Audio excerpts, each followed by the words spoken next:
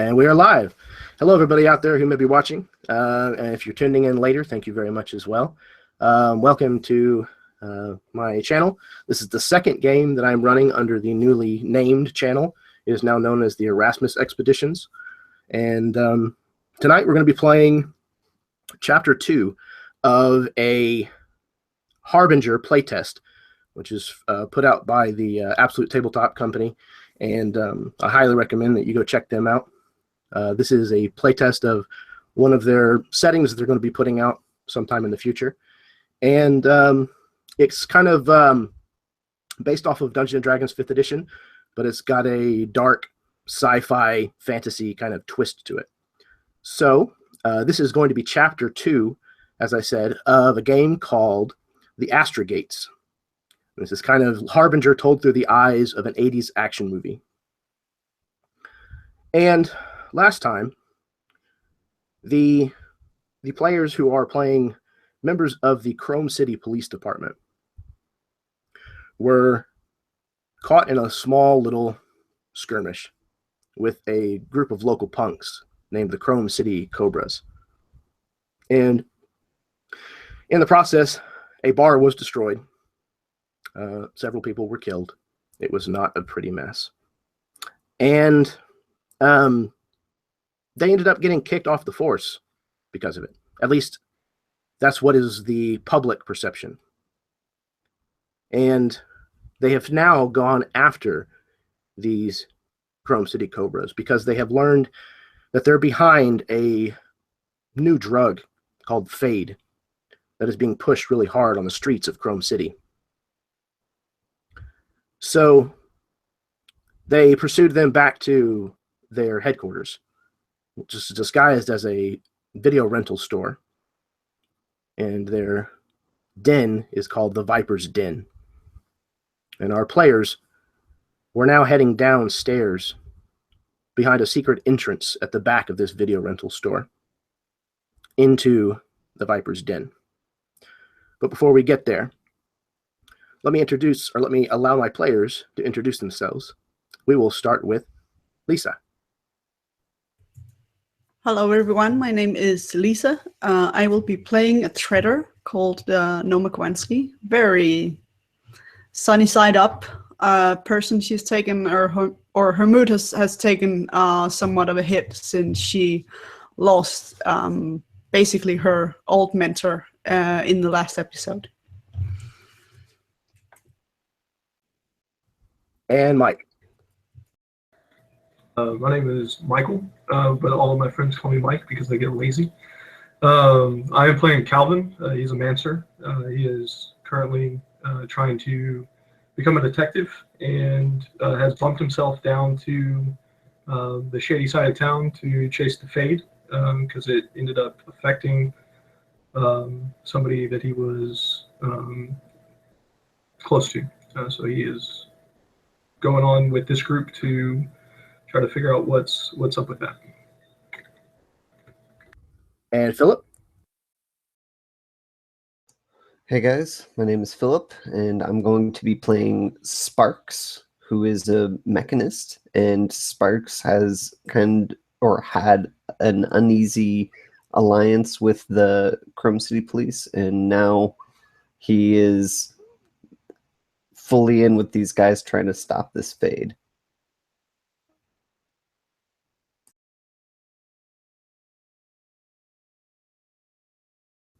And Drake.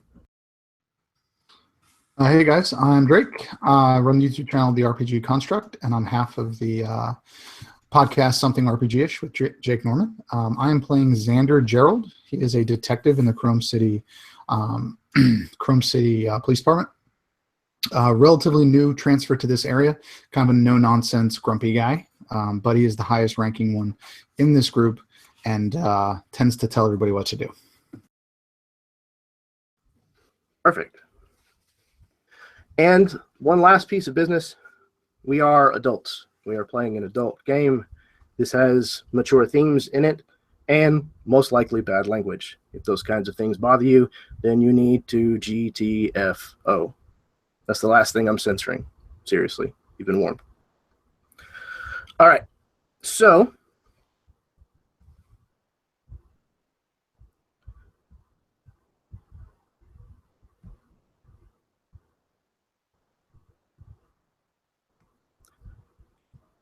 You've entered the Viper's Den, disguised as a video rental store, but you all know better than that. And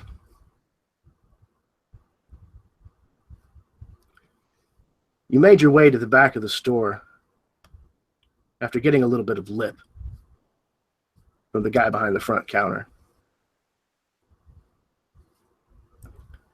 You walked to the back and you took a copy of Last of the Mohicans on Laserdisc off the shelf and put it into a laser player, as you had been explained to do. Doing so didn't bring a movie up on the screen like you may have expected. Instead, it opened a hidden door at the back of the room. You called for your friends who were outside keeping watch. But one of them, Johnny, has opted to stay outside, keep an eye on things, just in case. So the four of you made your way into this secret passage, a narrow tunnel. It was made out of stone that had been painted entirely black, except for tubes of neon that ran down the walls. And as you step down this staircase, spiraling down into the darkness, you hear a beat. Strong, hard, nothing but bass, booming through your feet with every step that you take, bouncing off the walls and keeping you from hearing any kind of other notes, just this beat. And as you head further and further down, it gets louder and louder until it echoes through your very bones. And as you mount the bottom of the staircase and step outside of the door, you find yourself inside of a nightclub, booming, thriving, money everywhere, glint piled up on the tables nearby. There's men who are playing laser pool in the corner. There are women who are dancing everywhere, showing more of themselves than they would if they were ever walking out on the street. And there's even more glint there, scattered as these girls dance and gyrate around them as if it's nothing more than pieces of paper. You can smell drugs on the air.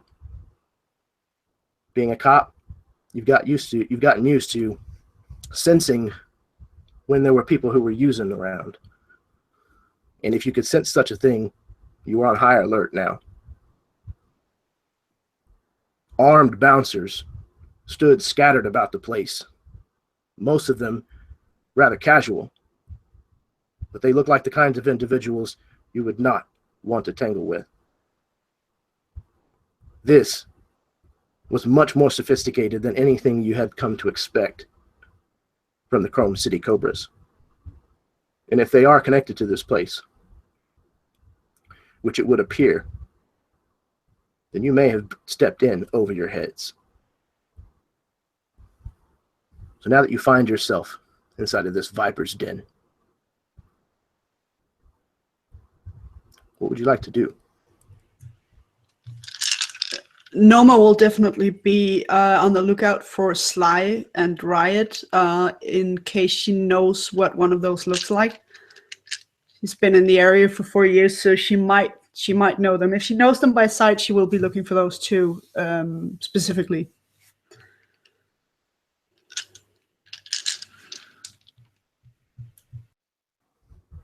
Hey. Do we see anybody that we recognize, anyone from earlier in the night as we scan through? Any familiar faces? You're kind of thinking that the only people that may be here that were there from the other night that are probably the two that Noma mentioned. Sly and Riot were the two individuals who drove away on the speed bike at the end of the skirmish in the bar. Other than that, you see some faces that you may recognize. You see some higher level street trash, some celebrities, maybe even a couple of low-ranking politicians. They all look like they're having a pretty good time, though. As far as Sly and Riot, you don't see either one of them. This is not Xander's scene. This is a little too deep for him. He probably a little bit too high profile to be here. He would just kind of hang back and kind of follow what the others do, as he hasn't been out in the field in a long time.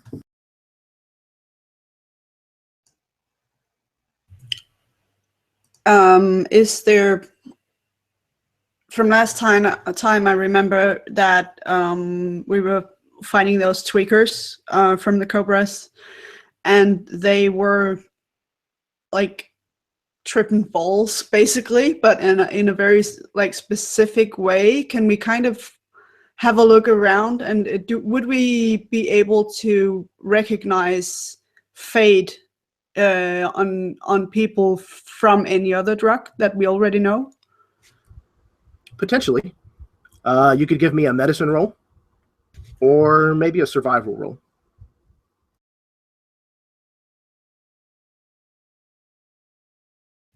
Yeah, that's a 12.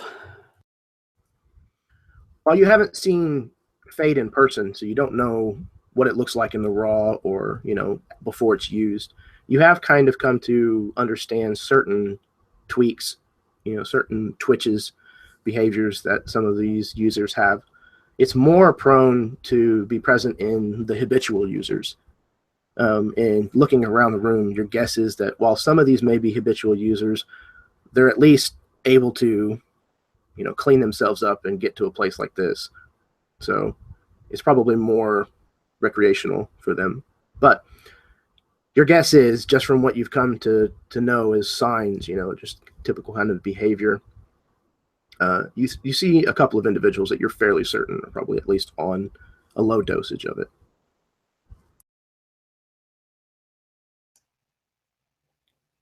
Sparks is going to go ahead and saunter up towards, I presume there's seating areas in front of these ladies who are dancing.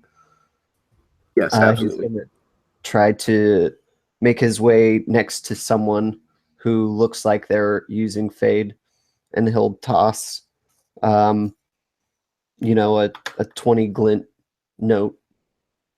Is that about right? 20 glint on a note? That's fine. Oh, I think we actually upped how many the typical was. So if you're looking for what would be the equivalent of a $20, yeah, I think it's like 2,000. No, like the equivalent of $1. Oh, okay. So yeah, I think it's like 200. Okay. So we'll call it that for now. I'll go ahead and toss 200 glint note up onto the stage, and enjoy the show, and look over to the guy. Hey, you know where we can get some Fade? That kind of reacts almost like you just shouted a very inappropriate word at the top of your lungs. He's like, shh, man, you don't go around asking about it by name. What the hell's wrong with you? Sorry, man. It's been a rough day. I was just heard about it. I don't know. I've never tried it before. He kind of looks around. Because you're looking to score some? Yeah, man. Definitely. All right. Okay. He kind of looks around more, and he says, all right, you see that guy over there by the bar? Yeah. Yeah. No. The guy behind him, the big one. The big guy. Yeah. That's the guy you want to talk to. Okay. What do I say to him if I don't call it Fade? Well, just, I don't know. Keep it down. All right. Say whatever you want to say to him. Yeah. Hey, if he asks, I'm not the one who sent you. Yeah, for sure. Good luck. Enjoy the show.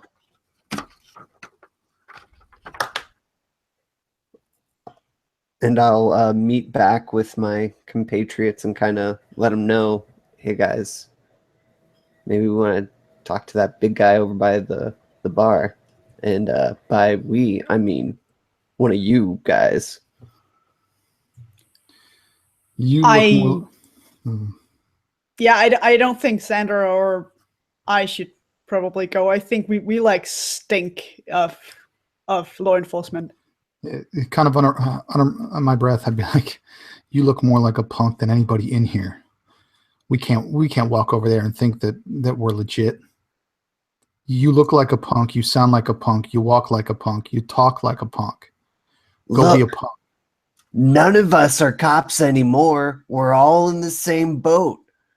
You may think you're still high and mighty in law enforcement, but you're just like every other piece of scum in this gutter. Look at how you're dressed. And he kind of grabs him by the shoulder and kind of faces him towards what I would imagine be some type of a mirror on the far wall. Look at you. You're young. You got that crazy ass hair. You're all dressed like them. You fit in. Use your brain. Let go of your fucking ego. Go do what you need to do so the rest of us don't get killed. You or Calvin? I'm thinking. And we'll be looking for exits while you do that. Because I'm guessing we'll need to get out of here. Or at least I want to be ready for it.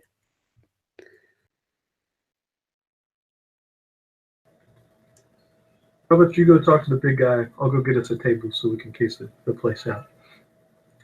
And Calvin will head to one of the corner booths. Like obviously it's just full with some younger kids.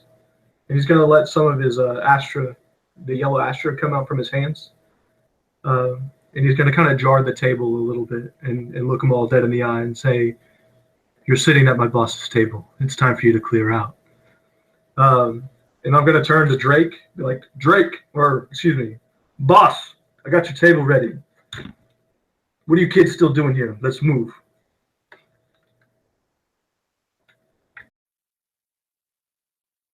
Roll me an intimidation check, please.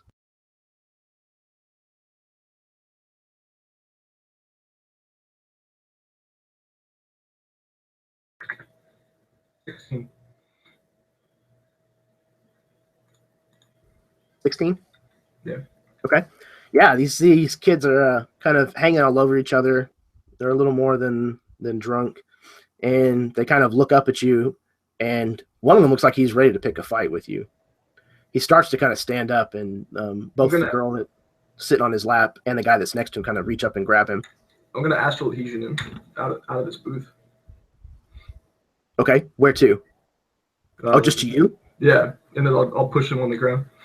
Okay, so I kind of picture it. You almost like reach your hands out for him, and this guy just like leaps into your grip with, a showcase of yellow Astra, I believe. Yeah. So this neon electric yellow kind of reaches out with your hands, and he jumps up into your hands where you've got a hold of both the lapels, and he's like, "What the hell?" "I'm not going to ask you again." And I'm going to drop him on the ground. "Fine, man, fine." And he kind of looks like he's going to get sick. And make a dexterity saving throw.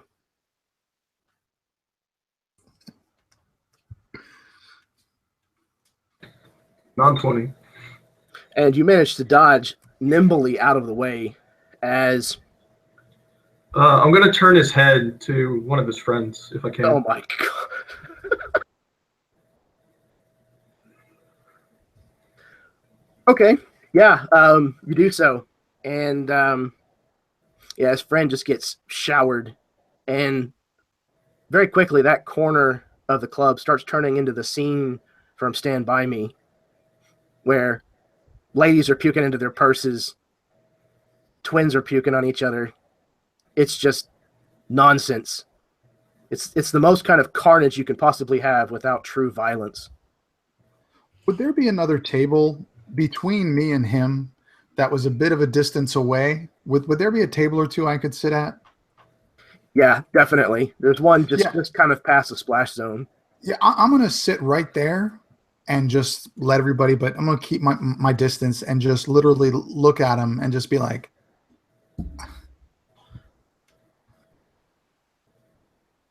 Sorry, boss. Noma is just almost puking butt from laughing.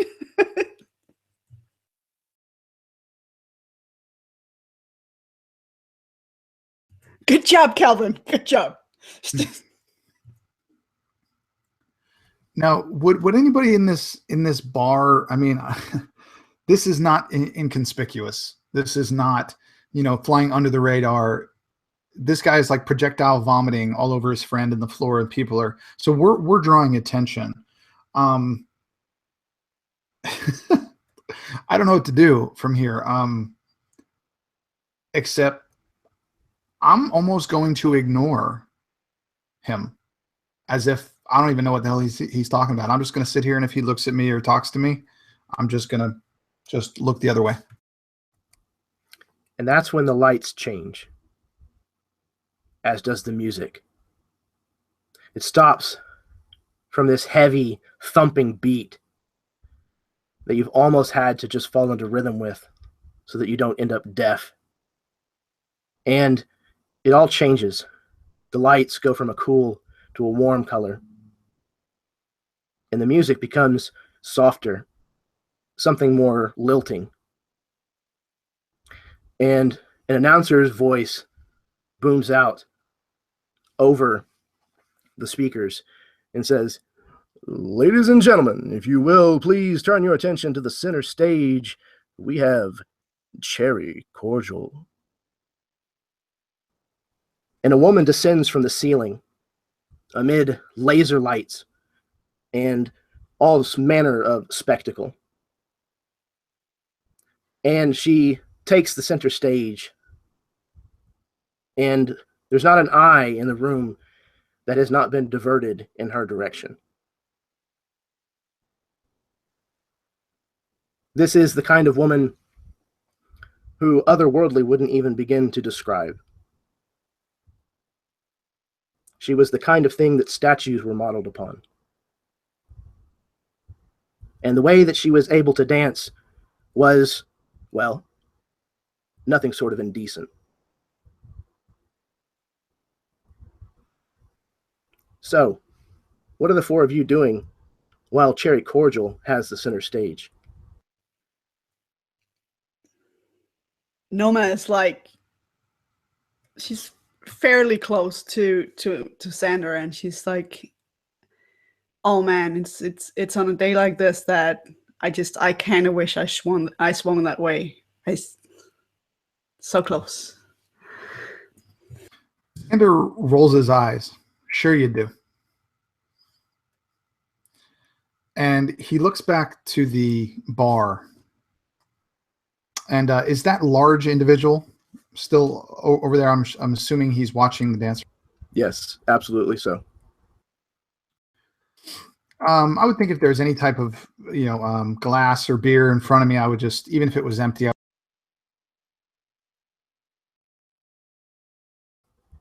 lost you, man. I don't know about everybody else, but oh, there you go. What's the last thing you heard, man? Sorry. Glass or anything. Yeah. Get a glass or a beer, and even if it's empty, just pretend like I'm just kind of down in it, and kind of look at the glass as if, oh, I need another one, and then get up and just kind of very slowly, as I'm watching her on stage, walk over to the bar and just kind of slam it down and, hey, can I get another one? Talking to the bartender near this big guy. Yeah, it takes the bartender a second or two to even realize that you've approached the bar. He's kind of halfway between rubbing the rag that he's got across the bar surface, and he's kind of just stopped. And it takes you, snapping your fingers or calling his attention. And he looks over, huh? What? Gotcha.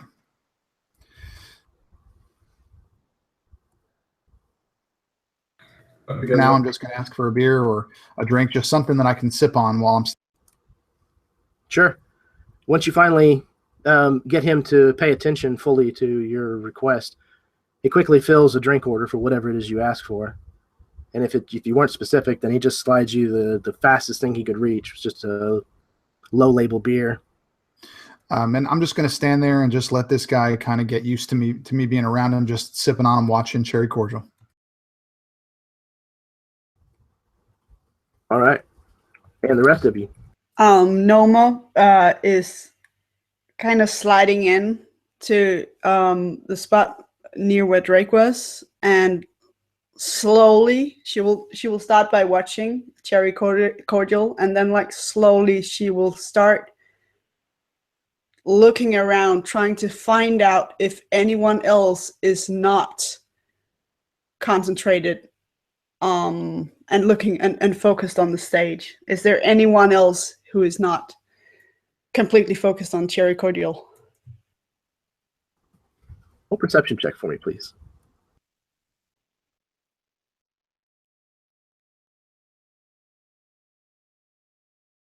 That's a 10.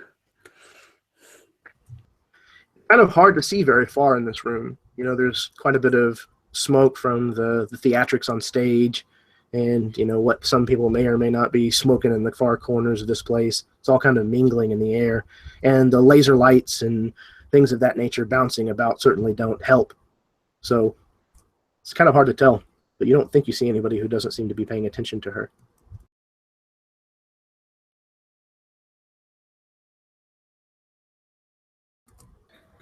Except for Calvin. He's not paying attention to her at all because he's waiting for somebody to come clean his shit up. And you stand there for quite some time waiting. It doesn't seem like anybody's in any kind of hurry.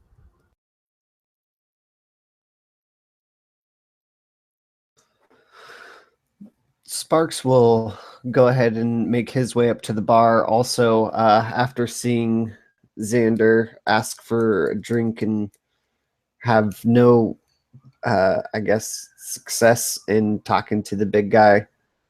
So I'll go up onto the other side, ask the bartender, "Hey man, can you get me anything that's just the strongest thing you have?" And again, you kind of have to get his attention. He's like, "What? The strongest thing we've got?" Yeah, sure. And he kind of pours you something the equivalent of Bacardi 151. It's pretty much just straight whole grain alcohol. Can I get a beer back or something? Oh, yeah, sure. And he slides you the same kind of beer that he gave to the older compatriot of yours standing just down the bar, right on the other side of this rather large fellow. I'll take the shot, finish the beer, and I want to ask the bartender, so what's the deal with this chick, Cherry Cordial?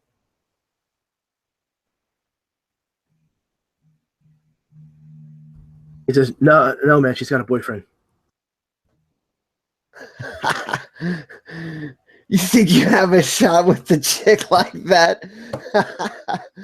I thought I was crazy. You're fucked up, man. Me? No, man. Like, she's not. Shit. I wish. No, this is her boyfriend right here. The large man standing next to you kind of looks over at you, kind of narrowing his eyes a bit. Seeing where this is going, where this is going, Xander would walk around and step between the big guy and Sparks, and he would look at Sparks and he would say, are you disrespecting this guy? You come in here, his woman's up there, you're talking shit, trying to hone in on his woman. Get the fuck out of here. We don't want your kind like in here. Get the hell out of here, disrespecting this guy. And I would turn back and I'd look at him. So hold on, I got this. This guy's a little punk. And I would just be laying into Sparks, just belittling him, putting him down, raising my voice, just making him just not physically, but just verbally beating him down. And I would imagine he would just keep stepping back until he was several feet back. It's like, you go sit down. Get the hell out of here.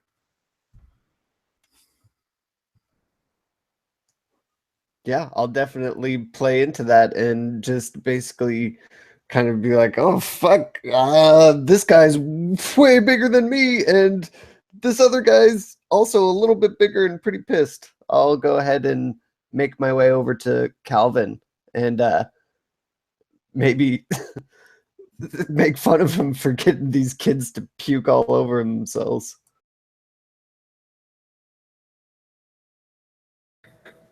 Yeah, that definitely didn't go to plan, man. Let's see. Meanwhile, the smell in the area has kind of gotten to some of these kids, the other kids that weren't involved directly, and they've kind of made some extra space. So you can find a clean spot to sit down if you'd like. While Cherry Cordial moves on to her second number. And at the bar, this large individual seems to have started to steam up. But as Sparks was sent from the table by Xander, he kind of seems to have put the brakes on a bit. He hasn't moved from the bar. His enormous hand on the right with these kind of swollen, gnarled knuckles holding on to this rather large tumbler. He kind of looks over at Xander. And this guy's, he's wearing like one of those kinds of silk shirts that are too small for him because of how much muscle this guy has. It kind of looks like he's purposefully doing it. So he kind of looks down at you, Xander, and he says, "Well, I know you, old man." Nah, bro, you don't know me. But I don't like punks like that being around people talking shit. We got to stick together. Those little punks need to get the hell out of here. We got to stick together? What the fuck are you talking about? I'm sorry, was that unclear? Did I somehow disrespect you for you to come at me like that? I just did you a fucking favor. Now you're going to start talking got shit? A set of balls on you. Man, I'll tell you what. What are you drinking, shrimp? Whatever you're buying, brother. All right, I'll get you one of them drinks with an umbrella in it. Hold up. Make sure it's pink. It's my favorite color. He gets the bartender's attention, and sure as shit, he orders you a pink drink with a big old umbrella in it and slides it over to you. And I take it and I down it in one gulp, and I'm like, dude, that was delicious. Can I get another? Yeah, sure. You better slow down, sweetheart. And this time we're just kind of going back and forth, a little laughing here. I'm joking him, he's joking me, and we just kind of keep going at that as and maybe I'll make a comment about that at the end, you know, something like, man, your woman is absolutely skilled. That she is a brilliant dancer. You know, she is an absolutely amazing dancer. Do you know that? You ain't telling me nothing, man. She may dance well out here, but I'll tell you what, whew, when she's not on that stage, the dancing she does is even better than you can dream. You know what I'm saying? Maybe, man, but that ain't none of my business. I'm not gonna disrespect you like that other punk did, man. Ain't nothing like that. He's just a hophead. Yeah, I heard him talking about trying to get their hands on some new shit, or somebody told him something. I forget the name of it. I don't know. Started with I don't know, Drade or Dreidel. I don't know what the hell it was called. Something, man. Do you know something new that's on the street that this guy was looking? He's probably all hopped up on some new shit. He kind of gives you a sideways look for a long time, and he kind of studies you up and down. Make me a persuasion check or deception, whichever you choose.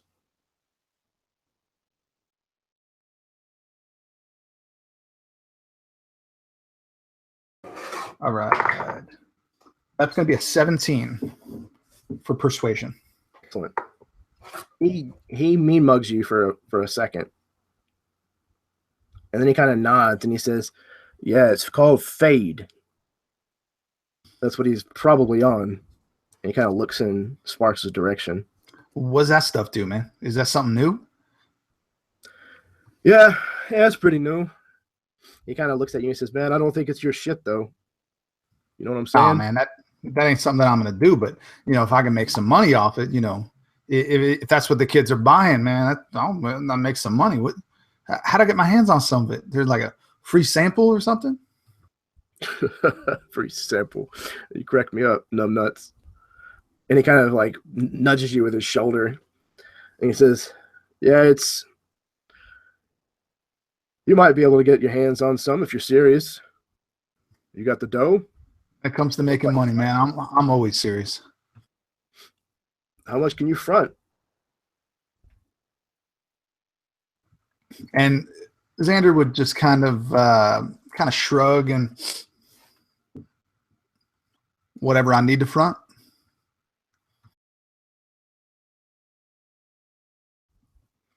"All right. Yeah, I know I liked you when you walked up.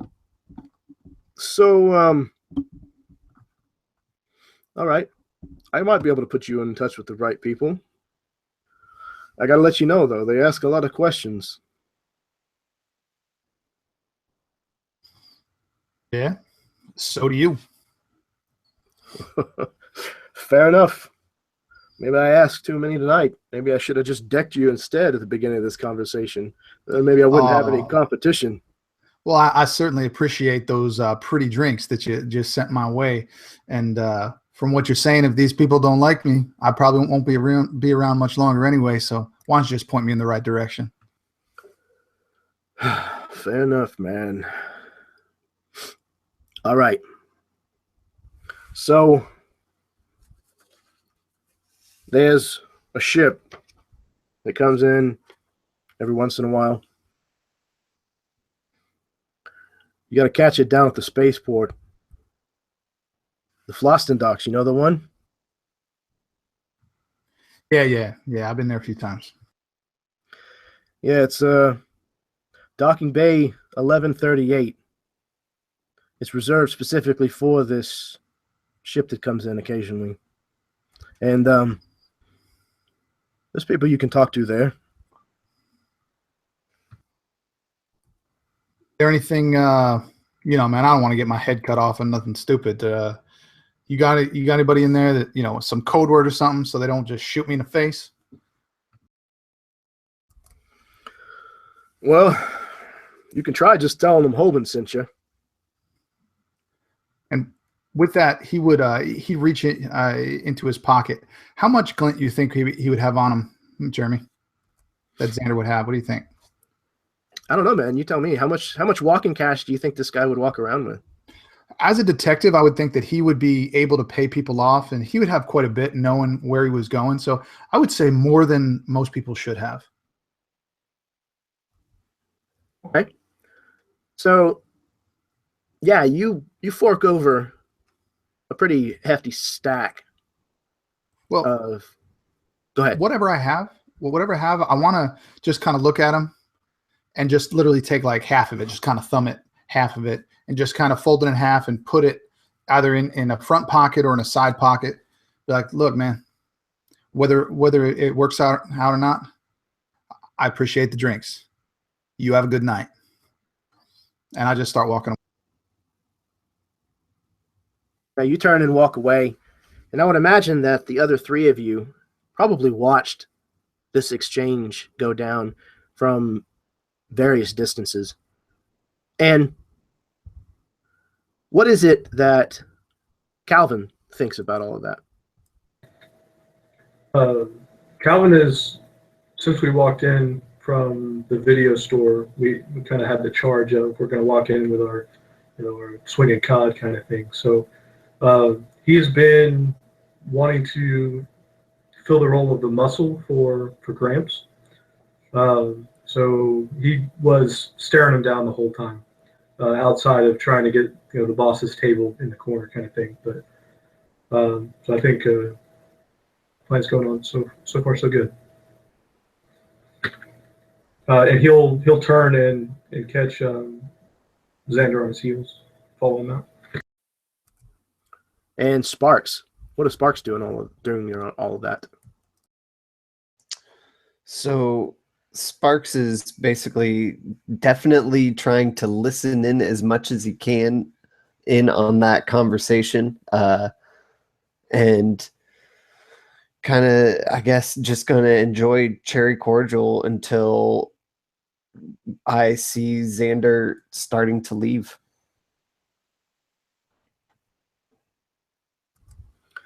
And you do so with cherry cordial wrapping up what is apparently her last number. She comes down off the stage, grabbing the clothing that she had shed during her routine. And as she walks past Noma, she actually slides her a single glint and keeps walking towards the back of the place. And Noma will kind of, she's a little bit taken aback, but in that positive way, and she'll kind of she'll giggle because she just feels the stardom drizzling off this woman. So she's kind of giggle and then try an awkward wink and take that glint. But up until then, she would have been trying to kind of scope the place out, trying to get a hold of any exits or doors out or anything like that. Notice a couple of different entrances into this place. It looks like, at least in the main part of the room where you are here, that there's at least 4. You've seen a couple of people go in and out of one that are particularly well dressed, and there's a guy standing outside of it, so you're pretty sure that's probably the VIP lounge. Good to know. When you receive this piece of glint, you turn it over, and there's a crude etching that's kind of been made into it. And it looks, for lack of a better term, like the female symbol that you see on the outside of a restroom.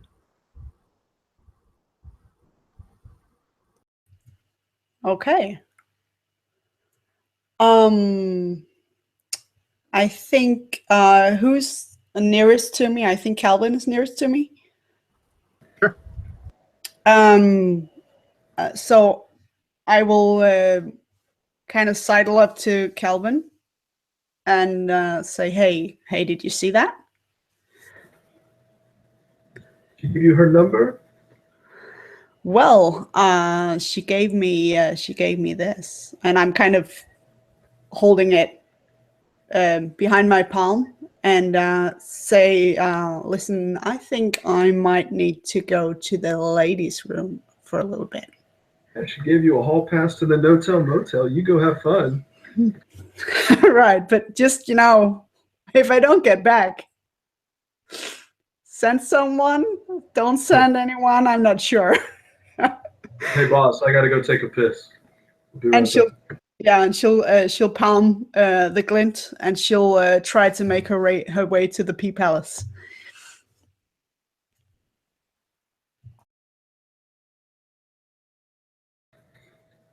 Calvin will skirt the other side of the room. He'll head to the head as well. And he'll stay in there trying to overhear what's going on in the ladies' room, if you can. Okay. Trying to over-listen will probably not work very well. They kind of design these places so that's not possible, thankfully. Well, I assume there's a hole somewhere in the wall. Possibly. But You yeah, I would mean, be a if you peeping Tom to the girls' bathroom. Okay. Come again? Nope, I'm not repeating myself. So No, yes. that was what was written above the hole that's in the wall. Sorry.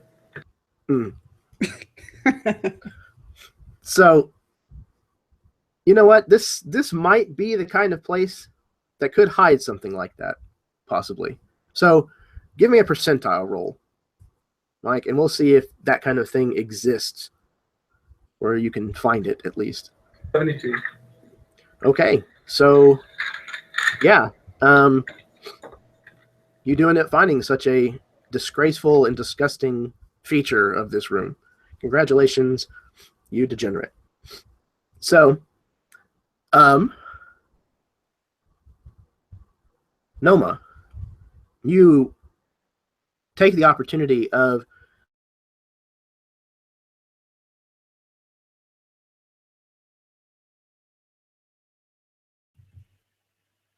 So everyone's dropping now, or? I'm still here, but looks Yeah, like I'm Jeremy still here froze, too. And Uh-oh. Drake froze. Drake and Jeremy are gonzo. Okay, we'll give them a couple of minutes. Yeah, that was just too much for Drake. He just noped out, and Yeah, noped out is a very, very nice description.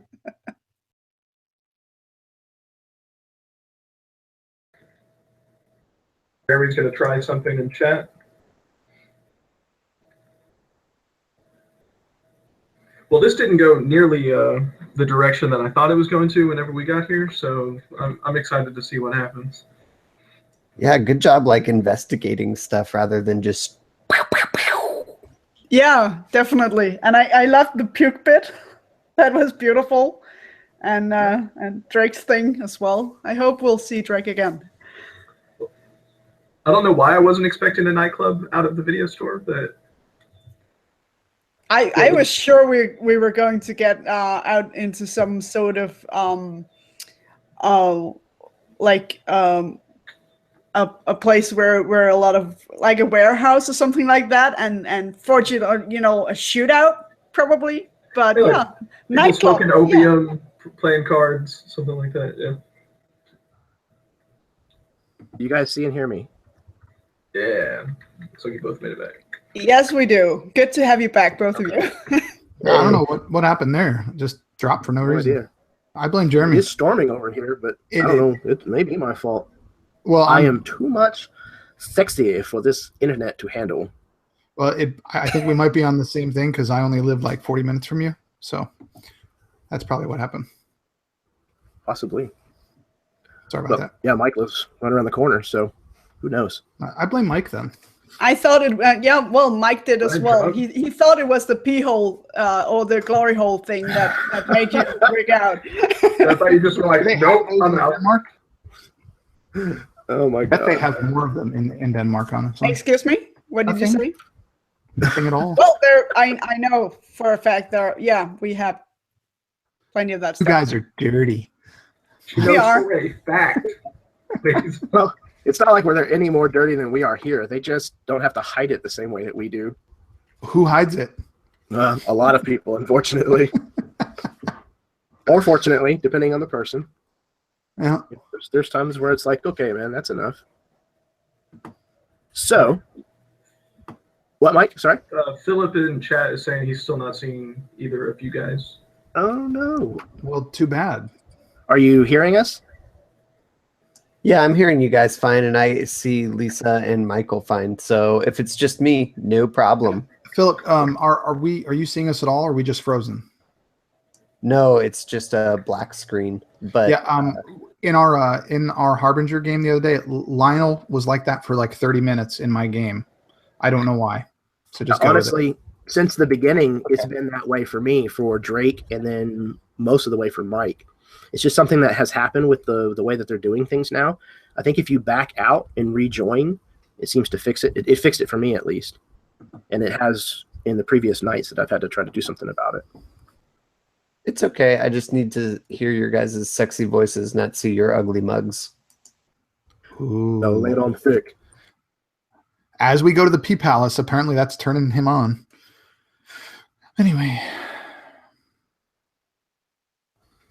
Oh, yes. Where? Oh, my God, I just had another brain fart. Your character, Michael. Calvin. Like the underwear, but with a K. Calvin heads into the rather seedy men's room and finds himself a hole in the wall, peers in, and we'll catch echoes of some of this.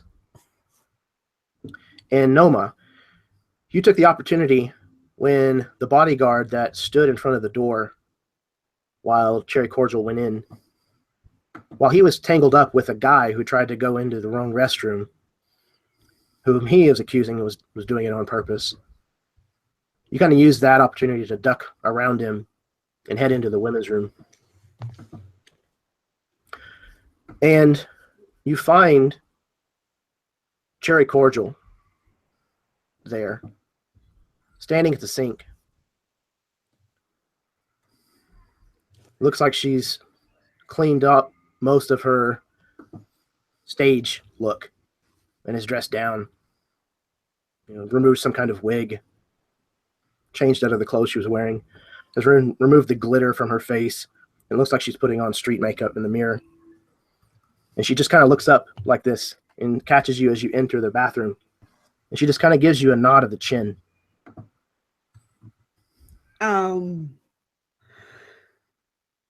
You're amazing.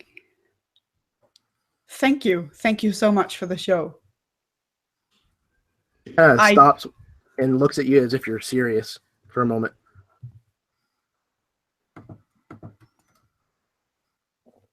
I am. I've never seen anything like it. You see a moment of kind of genuine thanks kind of cross her face. And she says, yeah, I guess all those dance lessons were good for something, huh? Yeah. Like, so her mood is not, she's not on that post performing hype, I'm gathering. It seems like if it was something that she was feeling, that it was diminished or has gone away. Yeah. So Noah will go to kind of, hey, are you okay? I would think you'd be elated after kicking so much ass. And she'll kind of go closer to her so she doesn't have to speak very loudly. Says, yeah, I guess. But, I mean, it's just, she kind of stops for a second. She says, what day is it? I don't know, Jeremy, what day is it? You can just okay. Well, it's Wednesday. Almost Thursday, I think. Oh yeah. See, yeah. Yeah, it's just a Wednesday. Just another Wednesday, like. She says, you're a cop, right?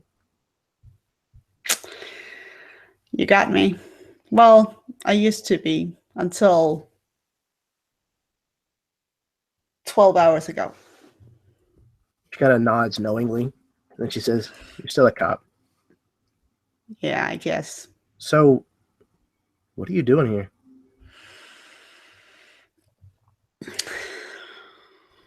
Can I get a read on her? Sure, absolutely. Yeah, does she seem like... You give me an insight roll? Yeah. That's a 21. You get the feeling that while this girl is probably very adept at lying and at hiding things, including the truth, that this is probably no bullshit. Okay. Yeah, that's what I was hoping. Well,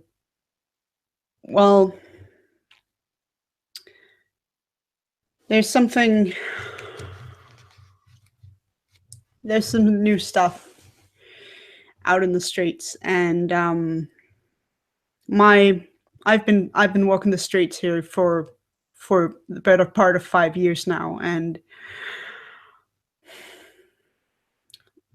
there's just some things happening at the moment, and I think it has to do with a new drug. I kind of tell her like with a low voice, and it's called some of my favorite people in the crossfire. I'm concerned about the city. Usually I feel like everything's going to turn out all right at one point, but just now I'm not so sure. And nods. She says, well, I don't really understand caring so much for the city, but, just different paths, I guess. But it's this stuff you're talking about. It's bad news. It's really bad news. Yeah,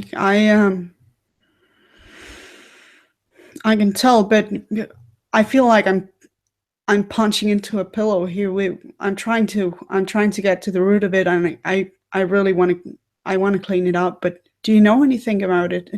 Can you? I don't know. Can you help me without risking yourself? Do you want to? I have some money. I don't have a lot. She kind of looks at herself in the mirror for a long time, and she kind of taps her finger in her lipstick case nervously against the ceramic edge of the sink. Can rapidly. I help you? She says, I hope so.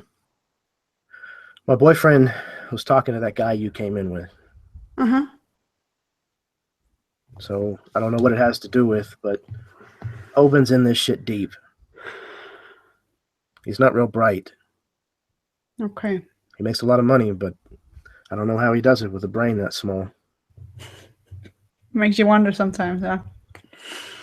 Well, usually, I'm not a proud woman. I've done a few drugs.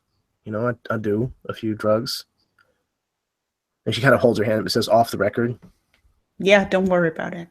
And she says, but this shit, this fade, this is bad. This is really bad. And I don't think that Hoban's going to see reason, It's just going to get worse. And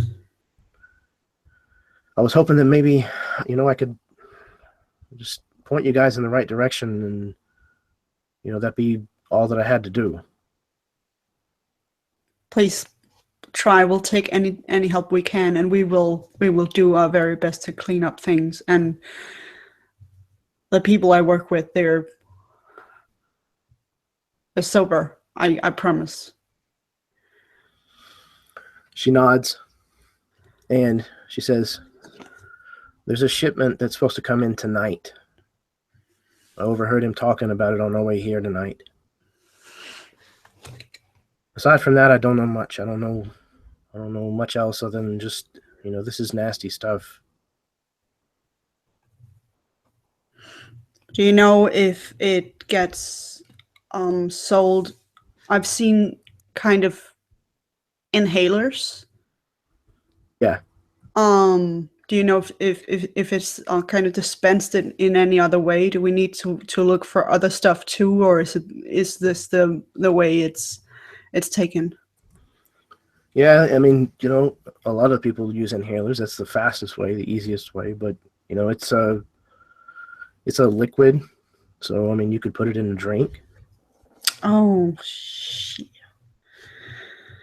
I was hoping this would be a little bit easier, but we always do, don't we? Listen, I don't want to take up more of your time. I really appreciate it, and we're gonna try to help get this shit off the street. And if I can, I'll try to look out for your boyfriend. I promise. She kind of nods her head and she says, thank you. And she walks up and kind of puts her hands like on yours. And she says, she kind of looks at you strange for a moment. And she says, are you wearing underwear? Honestly, I think you know the answer. He says, all right, that's good. And then she plants a pretty deep kiss on your face. And whenever she kind of releases you, she says, it'll look more realistic this way. And she starts to head towards the door. Okay. And Noma's like reeling after this.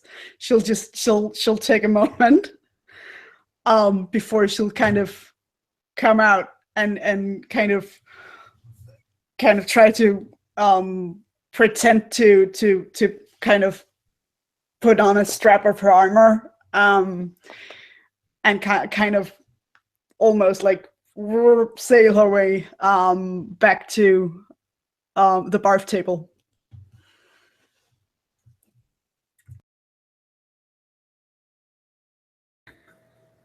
I'll give it a minute or two, and then Calvin will head back out to you. looking at Noma in a new light. We can't hear you, Jeremy. Oh shit! You heard everything. That's so Okay. cool. So, the bouncer kind of turns and to follow Cherry Cordial in step, and he only takes a couple of steps before he hears the door open behind him, and he turns around towards you, Noma, and actually has reached his hand under his jacket, and then when he sees you, he kind of stands for a second, and then kind of just nods his head and turns around and follows Cherry Cordial away. And about that time, I think that's probably when Calvin comes out of the men's room.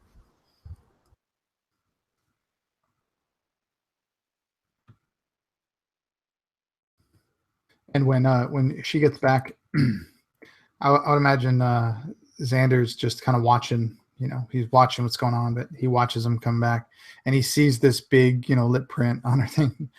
He's like, "Did you have fun?" What do you think? She's like this cherry red faced and like starry-eyed smile, just a grin. And I think Xander, part of him would be really jealous, but you wouldn't see it. But he would kind of like overcompensate with just being a dick, just be like, "Fucking slut." Just being Xander. You're supposed to be getting information. Did you get any information? And of course, saying that quietly. Yeah, and Noma's like looking you straight in the eye, and she will like just give you the tiniest nod and say, "I think we'll want to talk about this later." But yeah. And Xander would just nod and go back to a little bit of the pink drink they had left. And Noma will be like, "Oh shit, Xander, you might not want to drink anything. I just heard that that this stuff can be taken in several different ways, and in drinks is one of them." This stuff. How many different ways did you take it in the bathroom?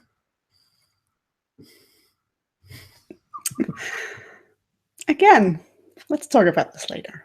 Also, the rest of the rest of it, you'll probably have to, dream about. Xander would just be quiet. Noma turns her back on him and starts walking towards the exit.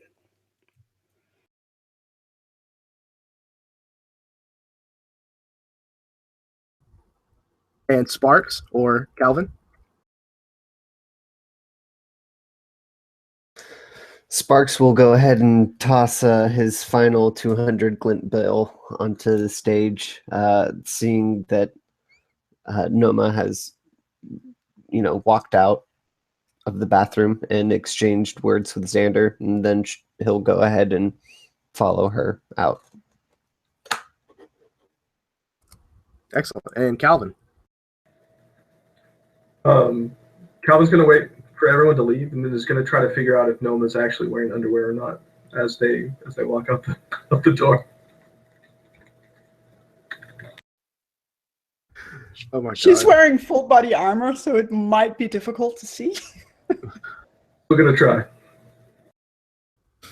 Oh, wow. Thank you guys so very much. As you leave the Viper's Den and head back upstairs and onto the street, meeting Johnny outside, you head away, leaving the beat somewhere lost in the sound of the city. Thank you guys so much for that scene. That was fantastic. I think this is going to be. We take our no, we're only an hour in. We'll wait a little while. That was fantastic. Okay, so we pan away from the Viper's Den to a small cafe somewhere. It's the middle of the night, And this is one of those places that stays open all night long. And it has a strange mixture of people who are up too late and people who are awake too early. Mainly people in Xander's age bracket and even older. People who want to be left alone for the most part. And you've all managed to find yourself a corner table and placed your orders. What do we see in front of Sparks? Sparks is a fan of just good home style cooking. He doesn't get a chance to have it very often, so he's going to be eating some biscuits and gravy. Yeah, and that's the kind of stuff most people would call it slop, but that's the kind of stuff that this place has, and it's the best in the city. It's the kind of place that this is. It's the kind of place where you can order pie at 3:30 in the morning, and it's fantastic. And Noma, what's in front of Noma on the table? Oh, when she sees Sparks order that biscuit and gravy, she is right on that, and she also orders a piece of pie and a huge mug of coffee, or the equivalent. Absolutely. And this place is the kind of place that has the type of coffee where you have to add too much cream, sugar, milk, maybe even, just so that you can actually tolerate it. And it's served about 20 degrees too hot. And Calvin. Calvin had looked at the menu a couple of times, and they actually served pancakes, one cake at a time. And he was like, "That's ridiculous." And so he ordered like 4 or 5 pancakes. But little did he know that they were about an inch thick and as big as a plate. So he ends up with this giant stack of food that he just isn't going to be able to handle. And he just does his damnedest to make a dent into it, but you can hardly tell he's even eaten anything. Excellent. And last but not least, what does Xander have in front of him?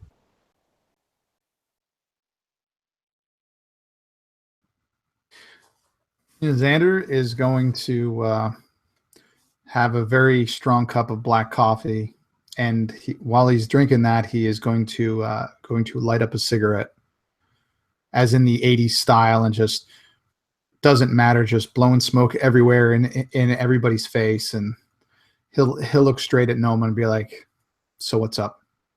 What did you find out?" Well, what I did find out is that not everyone is on board with this this fate stuff.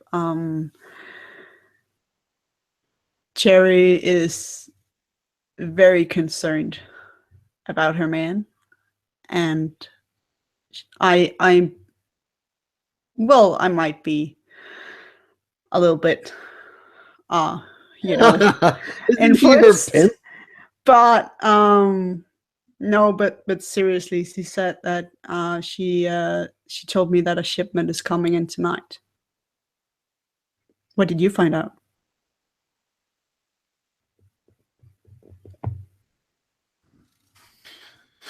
That big dumb motherfucker really likes that girl. And she really, really likes her. She really, really likes him. I mean, sorry.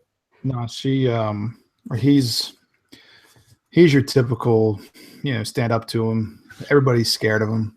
You throw a little, you get a little sideways with him, he'll respect you. He said that he told me where that stuff is supposed to be coming in. Some port, I forget the name, but it's like port 1138 or something like that. I'm sure you know where it is. You've been here before, but he didn't give me specifics except to say that the people who do it, they're going to ask a lot of questions, and he wasn't the sharpest knife in the drawer. No, she told me as much. We got past him. That was pretty easy. Yeah, But, I kind of actually, not that it's going to go on you guys, but I kind of promised her I'd try to look out for him, because like she said, he's not very smart, and he doesn't know what he's gotten himself into. We just need to get our hands a little bit more money. For what this guy was saying, we're gonna need a lot, and I gave him half of what I had. So if anybody's got anything in their pockets, ante up, and I'll see what I can do.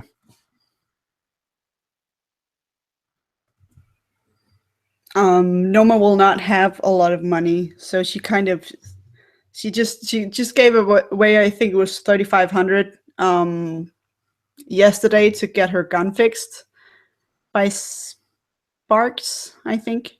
And she's gonna try to find the rest, but she only has like 3,500.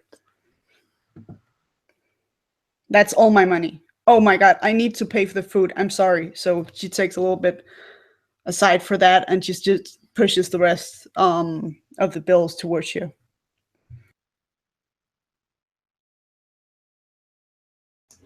Don't look at me, man. I'm just a lowly punk, right?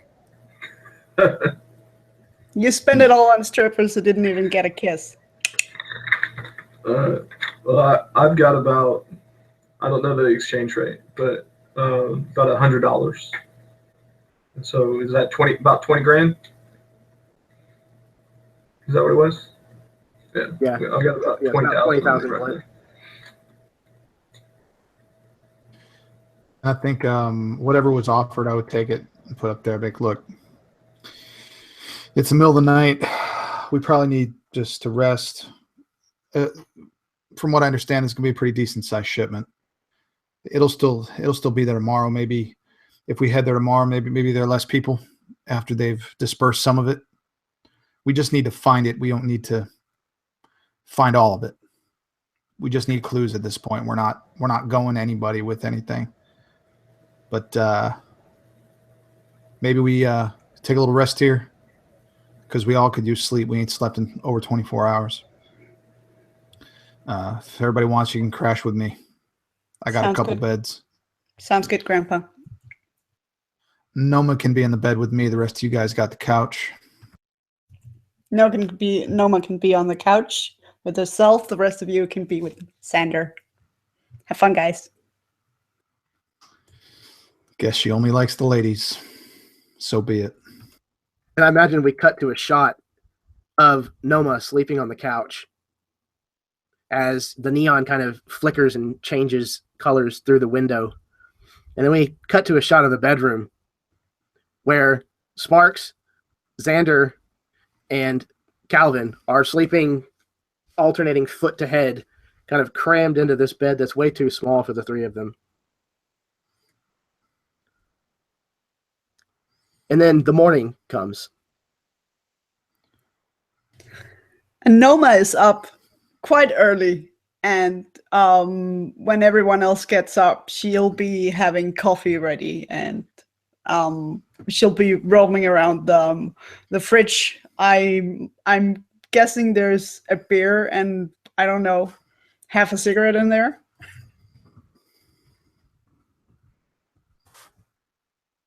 I would say probably 3 beers, a half-eaten piece of pizza, half and half, and a pack of cigarettes. Because that's important. So close, yeah. But so it'll just be the coffee then. But it's actually a carton of cigarettes because you like to make sure that your smokes are fresh. Something like that. Oh man, that sounds like something my uncle would do. That's awesome.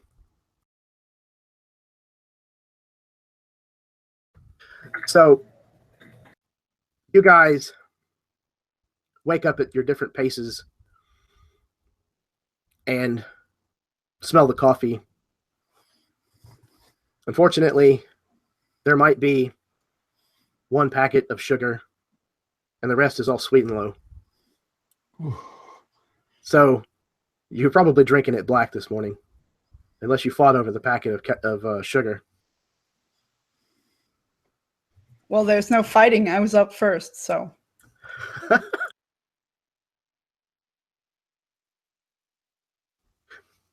So the boys are drinking it black, apparently. Unbeknownst that that Noma probably snuck the last packet of sugar. And the plan, as I understand it, is to head somewhere in the vicinity of this place to see if you can discover what went down last night. Is that true? I'm sorry, the audio cut out for me. Were you talking to me? Just in general. Yeah, I think that was the plan. I think Calvin's going to have rummaged around the flat a little bit. Be like, Gramps, I couldn't find your holopad, but I did find these old papers. Looks like this is a map of that area town. Should we kind of get a game plan going? Because going sideways against muscles, the deadhead at the bar, I think is a good plan. But I think these guys are going to be smart enough. We should do this on the straight and narrow.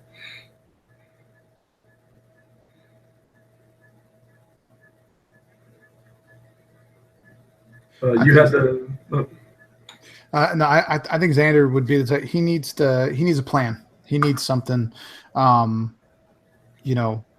He needs to change. He kind of looks at everybody and he's like, well, I think Sparks is the only one who doesn't need to change. You look just like one of those punks. Yes, I said it again.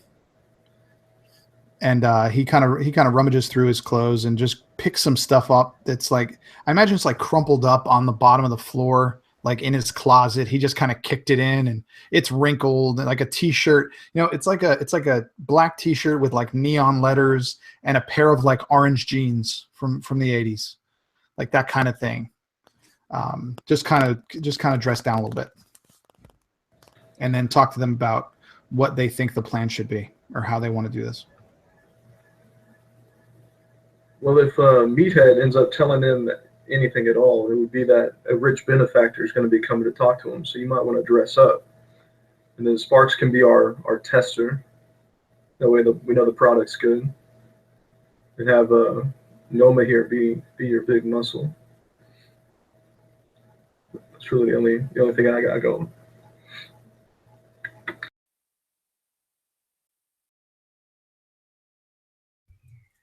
I don't know, Xander. You're the one who has the direct contact. I feel good deferring to you on this specific matter. Funny how just on this specific matter you're going to yield to me.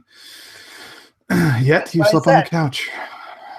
All right, what we need to do, we need to go to the drop site, pick up the drugs. While you guys are picking up the drugs, I'll sneak close to the ship, put a tracking beacon on the ship, and we'll figure out where they're manufacturing this shit. Come on, I'm not even the cop here. Maybe you should be when you get that thing off your foot. By the way, are you allowed to go to the docks? I'm allowed to He go. might have stayed out past his curfew. As long as I stay on the moon, I'm fine, but hopefully I can get off this scrap heap. Just need to apparently help you bozos out. Bozos. Look at how you're dressed. You're calling us bozos? At least you got us that contact. No, wait. Grandpa did that. Oh. And I think realizing, The okay, detective. this is fun, but it's not getting us anywhere. Jeremy, what was the guy's name? I'm sorry. What was the guy's name? The big idiot. Hoban was his name. Hoban? Hoban. Like Hoban? Hoben. Hoban. Hoban. Okay. And I'll say something along the lines of, well, he said if I get stuck or anything, tell him that Hoban sent me. as that big guy, and maybe what do you think? Should I go in myself? Should we go in together? Should I go in with Noma? You know, maybe word has gotten around that Cherry hadn't made a new friend last night. Maybe that's around the the thing, and maybe you're getting known if you weren't already. I think if I'm going with you, and I think that might be a fine idea, I should probably wear something else. But it's gonna be a problem with armor. What do you guys say? What do you mean? I don't know. I did fine in my armor yesterday, but Do you remember what she was wearing up on that stage? a whole lot of nothing at the last. Yeah, that's that's your idea. That's your idea for what I'm. That's how sluts dress. Today.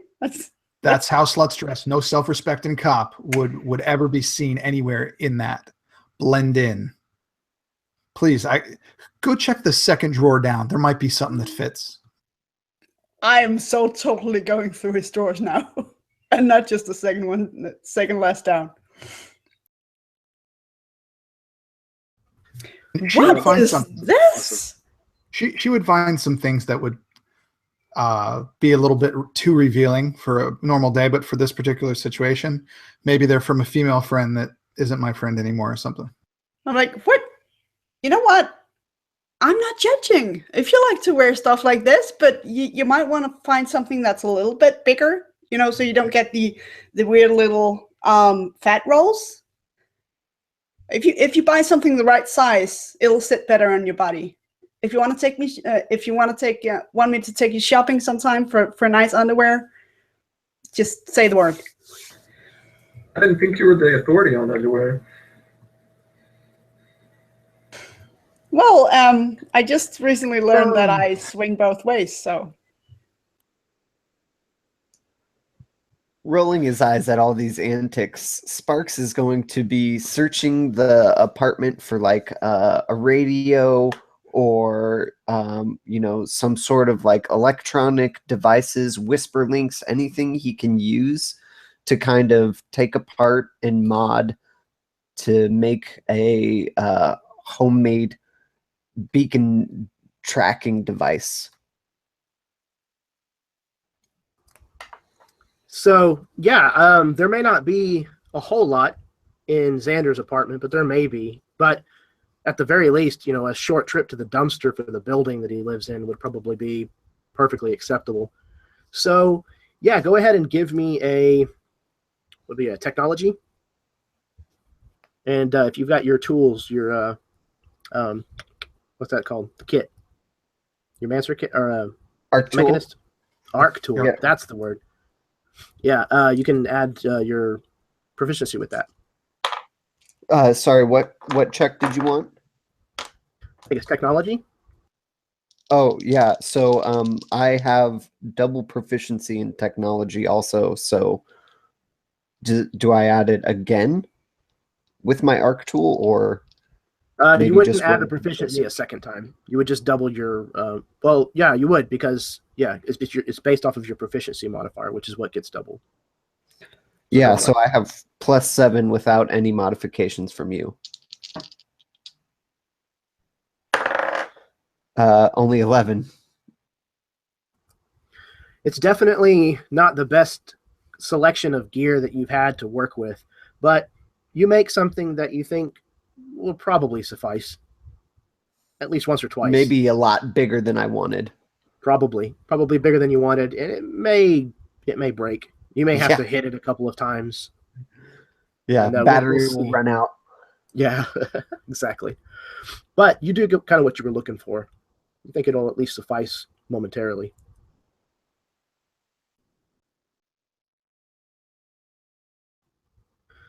Okay. So, fairly well into the morning, after you've had all of this discussion and puttered around for a while, you make your way back out onto the streets of Grove City. And, not surprisingly, it's raining again. And you're pretty sure that the water that's coming down is simply mixing with water that was already there from the last time it rained. It hadn't even evaporated yet. This kind of strange thought crosses your mind about the symbology between the days blending together, similar to when you were working the beat as a cop, for those of you who were cops. The days kind of not having their own identity anymore, just melding with one another in puddles. You make your way down to the Floston Docks. The Floston Docks is a strange place to search down a lead like this. And it's in a ritzier part of town than you might have otherwise expected.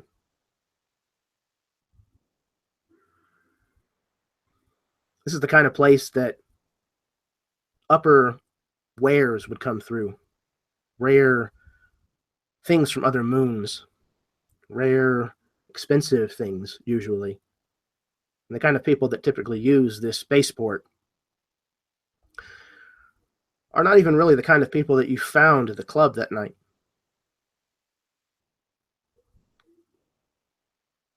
So it's a little surprising to find this kind of place when you arrive. And you can tell just by looking at the building. Security looks pretty tight.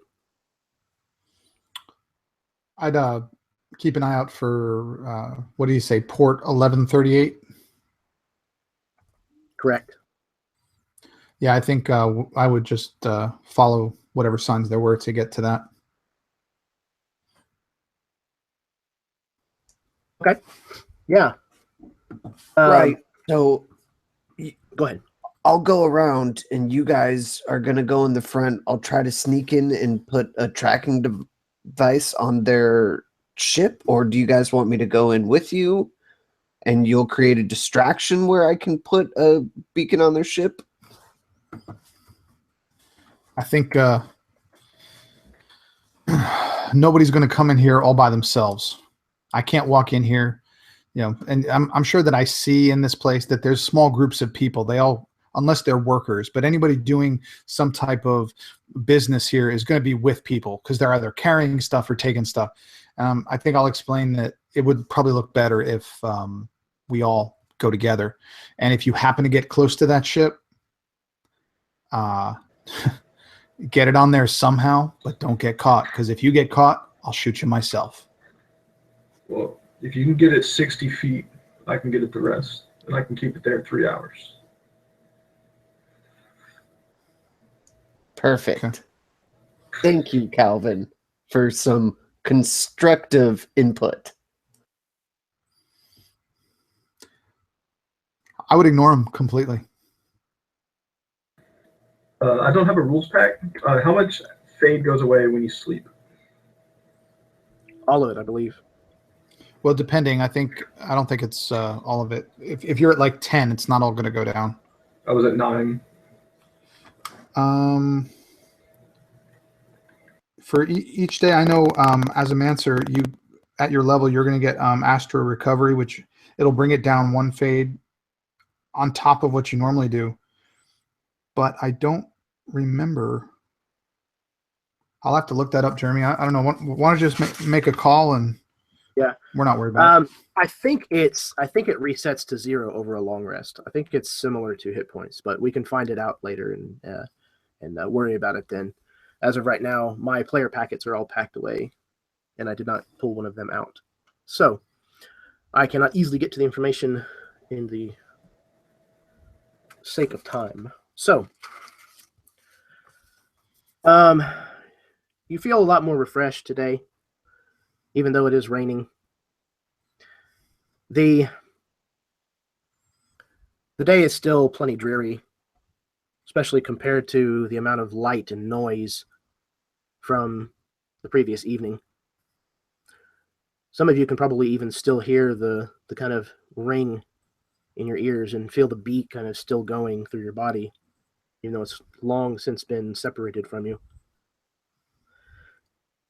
And ahead of you, you see this very fancy looking building especially for a shipping dock.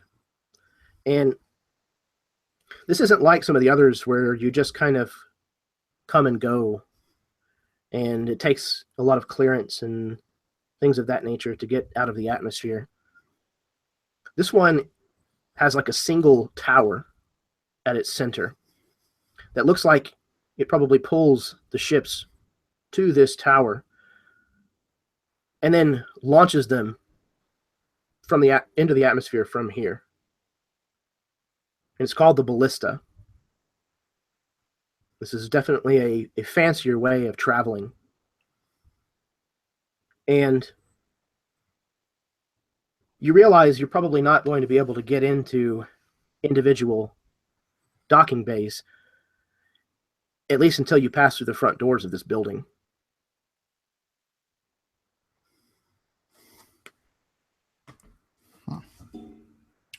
Well, then let's go to the front doors. And I'll kind of say to everybody, act like you're supposed to be here. You act like a cop, you're going to be dead. And with all the swagger and confidence Xander can muster, he would just strut up to that door.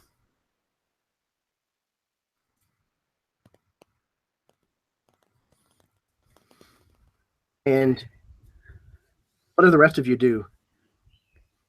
Like, Noma is not, she's very aware that usually people pick her out as a cop very easily, as it also happened yesterday. And she is she chose to wear her armor, but she's kind of she's trying to make a note of walking differently and kind of chatting to Xander in like a flirty way and being a little bit more like slinky, and just hoping to God that it's enough, because she does know, she's been told ever since she started that they always pick her out. They always pick her out. Calvin's just gonna stay on the other side of Xander, just looking like he's a bodyguard, like one of his henchmen, kind of thing. And he'll stay very quiet and try to be as professional as he can. Sparks is pretty aware he doesn't necessarily belong here, so he will just be like trying to hold people's bags, like walking behind them, not really making eye contact with anyone, but definitely wants to have his head on a swivel, checking out what the security system is like. Are there cameras here? Are there armed guards? Are there automatic turrets? What's the security looking like? Xander, or not Xander, Calvin will actually try to anticipate what his boss would tell Sparks to do. That way he doesn't have to be the one to say anything. Like, go over there and make sure that this quadrant is secure and blah blah blah. Excellent. So yeah, Sparks is kind of looking about while Calvin kind of gives him the kinds of instructions that he thinks a wealthy businessman, an entrepreneur, that Xander is attempting to pull off the ruse of. And Sparks, the security here is top notch. There are not only cameras, not only armed guards, not only at least one or two turrets that are very cleverly disguised behind tall plants. You also see metal detectors, body scanners, hand wands that scan over people. All kinds of things that look like they are security measures here. And it looks like you're kind of rapidly approaching one of these checkpoints.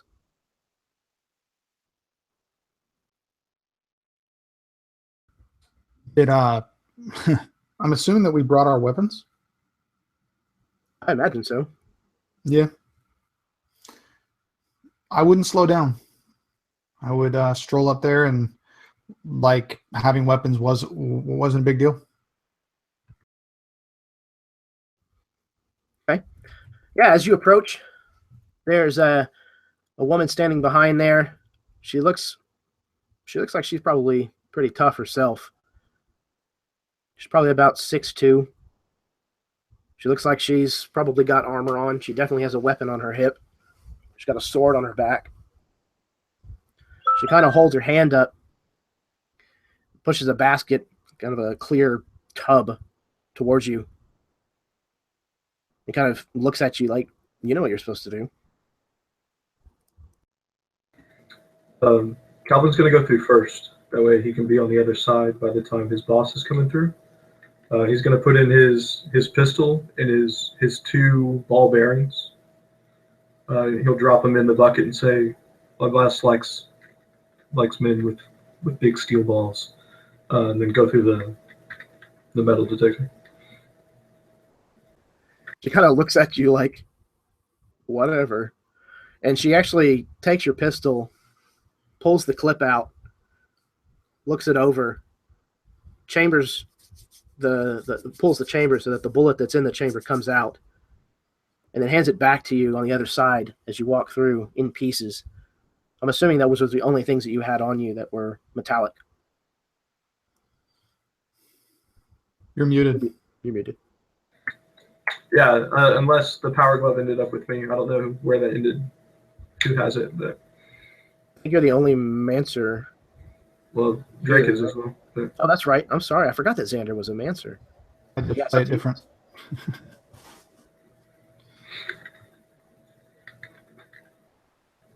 Yeah, I don't remember where the glove ended Yeah, up. there were 2 gloves though, right? So each of us could have one. Right? Well, they function as a pair. He can use And them. you could- That's good. You might be able to separate them, and it would just like diminish their power. oh, we could have matching gloves. Oh, it's cute. Considering I like your steel balls, apparently. Yeah. She lets you through. You may have taken off the glove, you may have taken off your belt, things of that nature. She lets you through. Then they wand you over just to be doubly sure. She hands everything back to you on the other side, like I said, with the gun in pieces. And she says, "Don't forget your balls. They're not the kind I collect." Who goes through next? I'll go through next. The only thing I have is just that one pistol. Okay. Likewise, maybe your belt, something of that nature. On the other side, she takes it apart, chambers the round, and then hands it all back to you in pieces. I keep walking. Who's next? Noma will she'll pop in a piece of gum. And she'll disassemble her gun herself, put into the tray along with her mace, her boots, her belt, and like she has this the rest of the lipstick kind of on her cheek still because it didn't wash off all that well. And she'll just she'll put everything like in the tray, and she'll look at the guard woman and like and just walk through. Is there something that you're trying to sneak through, or did you put everything in the tub? Noah would have been putting everything in the department. Okay. Yes, you go through. She doesn't mess with your gun since you went ahead and removed it. Maybe she picks it up and checks to make sure that the barrel is actually empty, and then you get everything back on the other side. And she kind of smiles politely at you, but then she turns to the next person, rather professionally. So Sparks is going to kind of try to play this act where he's just like can't really carry everything that he has, and like tripping and stumbling and like trying to take out all of his liquids, blah, blah, blah, just like really nervously trying to do all this stuff and just like constantly saying, sorry. Yeah. And just like, oh gosh, this boss is always on my case. Sorry. Yeah. Here. And trying to like, he's going to put everything on the security system to be scanned, but we'll try to seem frazzled. Hey, Picker, get your ass over here, man. Just. Yeah, coming. I'm sorry. Gonna be right there.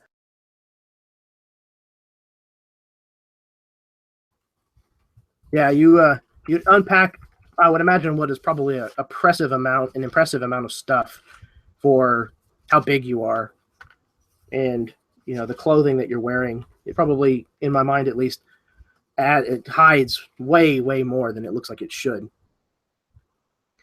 So you've got kind of this like mountain of stuff that gets kind of slid through the projector or the X-ray. It kind of has to smash down on top a little bit. Wires, batteries, all sorts of stuff. Yeah, stuff that looks like components of a bomb.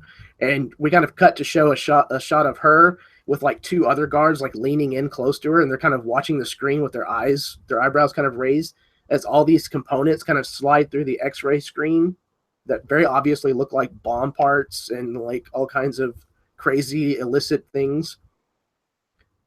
And they kind of look at each other and they shrug and they just kind of let it go through. On the other side, it's returned to you. They're like, don't build anything while you're here. Just leave with everything you've got with you now. Okay? Yeah, of course. We'll make sure he doesn't touch his toys. Okay, that's good. I'd rather not die today. And they kind of turn back to what they're doing. Next, the four of you head down the hallway. You're passing gate after gate in this place. This wing that you've gone down that'll lead you to Docking Bay 1138. And you're getting into the 1100s. You're on the floor of the 1100s and you're getting into the 30s on this little moving conveyor belt. And you see it up ahead, 4 bays down. The area is pretty quiet here, but there are people around. You step off the moving sidewalk just as you come up to Docking Bay 1138. And the door stands shut with a red light above it. Control panel sitting right next to it. What do you do?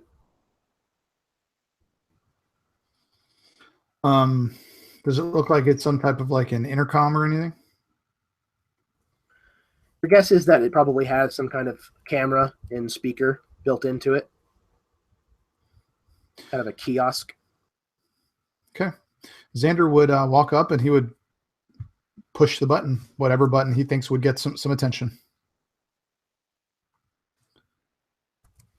Okay, you push the button, and at first nothing happens. You push the button again, and somebody kind of answers.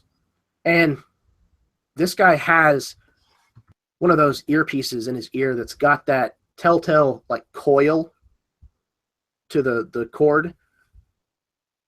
And he says, yeah, can I help you? Do I see him in person or is this through a camera?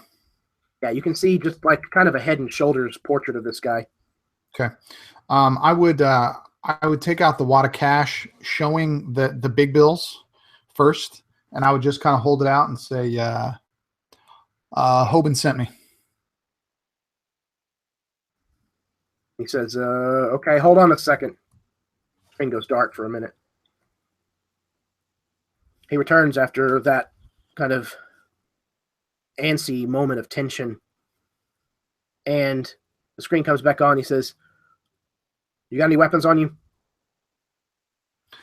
Everything was screened there.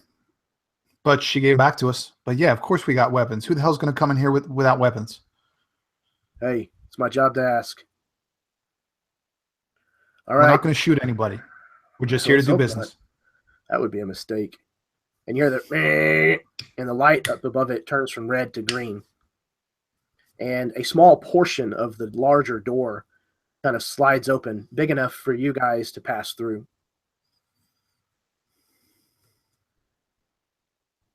Then, yeah, as soon as it opened, I would go. Actually, I would send the bodyguard first. I would send Calvin first. Looking, tell him to be as big as he can. Yeah, as he pushes me out the little doorway, I'll puff up my chest and let my my yellow Astra flow. Look as intimidating as I can. Even though I know yellow is not an intimidating color. But... All the same, several of the ones closest to you kind of almost go for their guns. And these guys don't have under-the-shoulder handguns. These guys have, like, submachine guns slung over their suit shoulders. And they're wearing these, you know, kind of skinny, metallic-looking ties. Very 80s, but still very high-dollar, you know, thug kind of look. One of them says, hey, cut that shit out. You don't do that here. I do that everywhere. It just happens. Fine. If you blow us all up, you're getting pushed into the first explosion. You got it? With that, I would put a hand on his shoulder, and I would visibly look pleased with him so that everybody would see. And I'm down, boy. But I would look very pleased with the fact that he was intimidating them. I'll try to get it under wraps, but there'll still be a hint of it. I would then actually reach back for a Noma, and I would just kind of extend my hand as if to grab her hand and like pull her up with me. She will definitely go with that. And basically, when she gets up near you, just I'll put a hand on your waist, around your back and on your waist.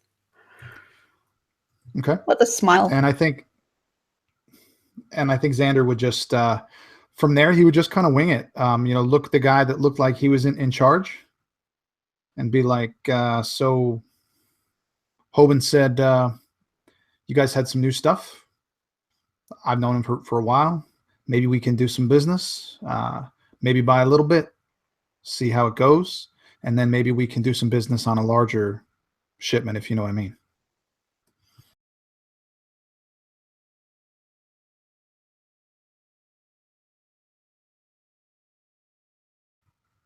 That's to you, Jeremy. Yeah, sorry. This man strodes forward, kind of out from one of the nearby doorways, kind of in this area, this docking bay. And some of you, particularly those who have been on the force for a good length of time, you guys recognize this individual as Ezekiel Vennet. He is the man that is largely expected to be the unidentified head of the Chrome City Cobras.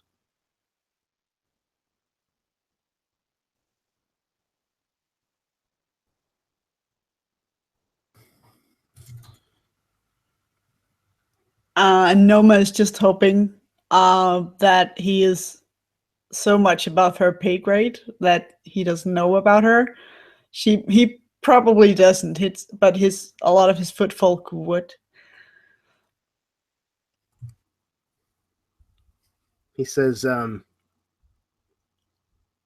Hoban sent you, huh? Yeah.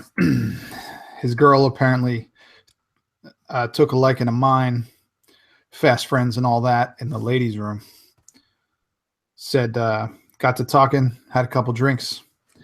He just kind of pointed me in the right direction. He didn't give me any specifics, though. He's not the smartest guy. But put him but I'll take him between me and a bullet any day. Yeah, that sounds like Hoban, all right. So, you know, Hoban's not usually very keen on competition. It sounds like you're wanting to get into the business. Is that right?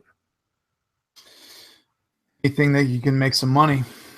This seems to be where everything's going nowadays. This is where the money is. I'm looking to make a small investment at first. If it proves to be profitable, I can certainly get my hands on a lot more. But I don't even know what this stuff is. I just keep hearing rumors, hearing names. Apparently the kids like it, though. He kind of smiles, a crooked smile. And you see one of his teeth, the canine, looks like it has been probably professionally sharpened down to a point. And he says, well, that's the idea. They call it branding. So you've heard of Fade, and you want a piece of the pie, huh? All right, well, if you've got the dough to front, I don't see any harm in spreading the word around a little more. So, I'm guessing you might want to see what it does. Matter of fact, I was just about to ask that, because how is it taken? What is it? Don't get me wrong, I'm not asking for any formulas or your suppliers and like that. That's none of my business.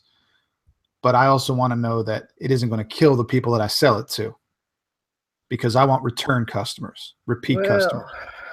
You know, sometimes things happen when people take things too far. We certainly can't be held responsible for anything like that. We're just providing a service.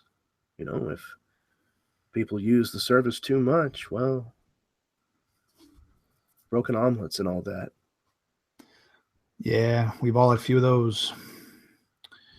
Look, why don't you show me what you got? Show me what this stuff does, and we'll talk.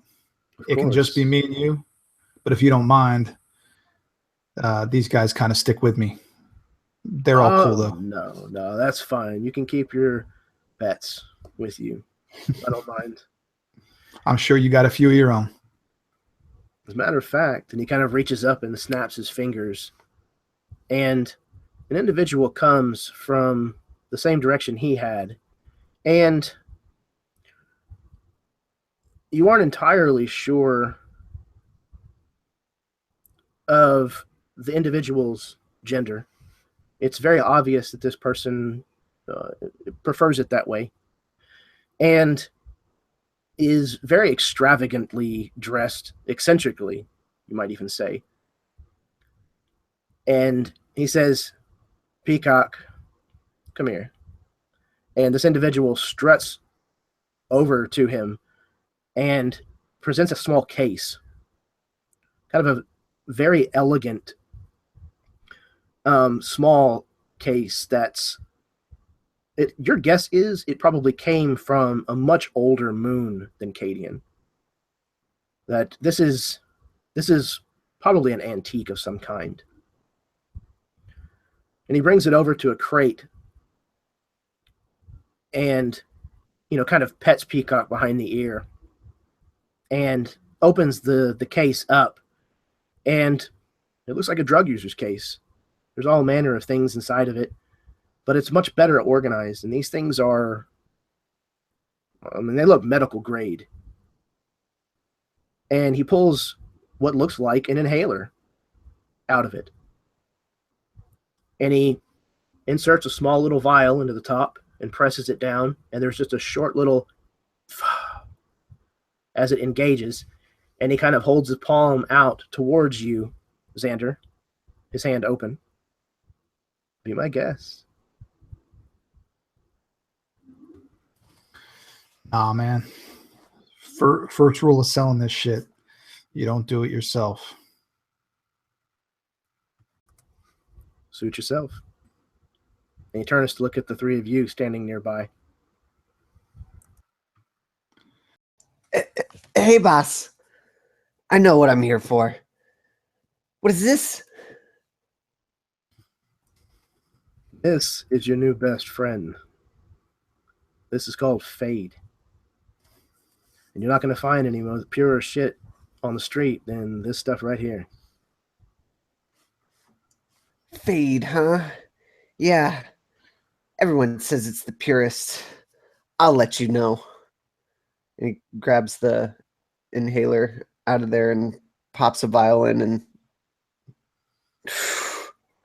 takes it.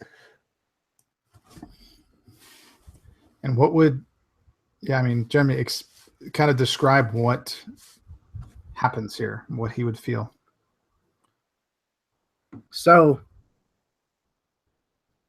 Sparks, I may be wrong, but I think your character has probably done more than his fair share of street drugs before. And more than once, he's probably had a love affair with one or another of them. And you think that you might have a new love affair beginning right now. This, for a moment, you feel like you're going to break Atmo yourself. Fly into outer space. Amongst the stars. And the colors in the room swim and elongate and brighten. And the noises all turn to the kind of sound you hear when you're underwater, as if they're muted and far away. And you feel at peace. You feel slowed. You feel euphoric. The rest of you notice that Sparks' body is giving off Astra. You can see a color, and I'll let Philip pick which color, coursing through Sparks' veins and coming out of his pores even in a gaseous form. What color is it, Philip? Yeah, so Sparks takes this inhaler and it's just kind of, his face goes blank, stares, starts to drool a little bit, just and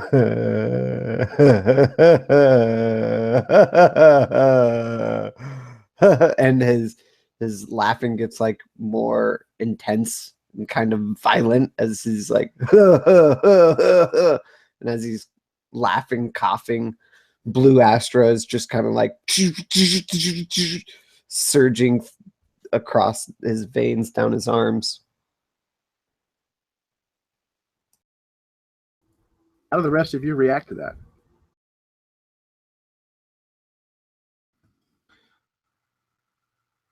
Xander would keep his composure and just watch him,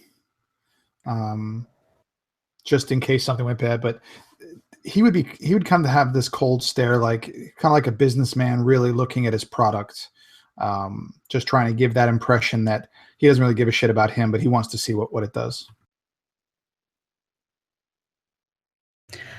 Noma will be looking at Spark, and she will try to be like laughing and going, "Oh my god, that works so well! Oh my god, he's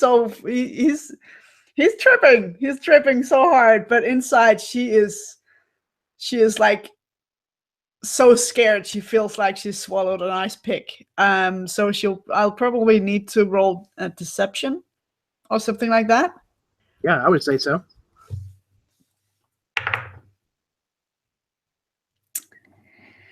That's a 7.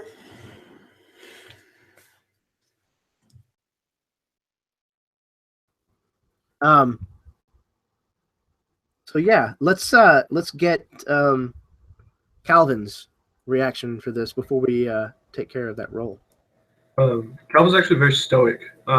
He has read a lot of the reports as to the effects of this drug, and especially people that have overdosed from it. So he's going to continue trying to play the part of the big dog.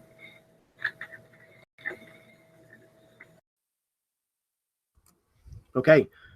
And as Ezekiel is kind of watching, his eyes are not on Sparks. His eyes are on Xander. And he's kind of nodding as if he knows Xander's probably impressed, or at least that's what he's telling himself.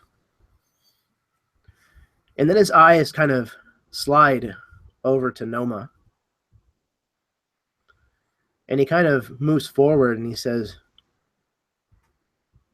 "You sure you don't want some? You look like you could relax a little." And he kind of reaches out and puts his arm around her shoulder. And she's like completely stiff. And she's, no thanks. He's gonna be okay, right? It's not like, but he's kind of like my puppy. He's gonna be okay, right? And she's kind of trying to cover up because she knows that her jovial attitude is not working for her. I would shoot a glance over to Calvin, and he would know what that glance meant. Hey, knee pads. That's my boss's girl. I thought you played for the other team. He kind of turns and looks at you, and he says, "What teams are you talking about?" Oh no, you're the one that gets on your knees all the time. "Well, you're the one with the mouth." He says, "I'll tell you what, I'll let that one slip, and I won't have my guys break your back. As to your friend, yeah, he'll be just fine.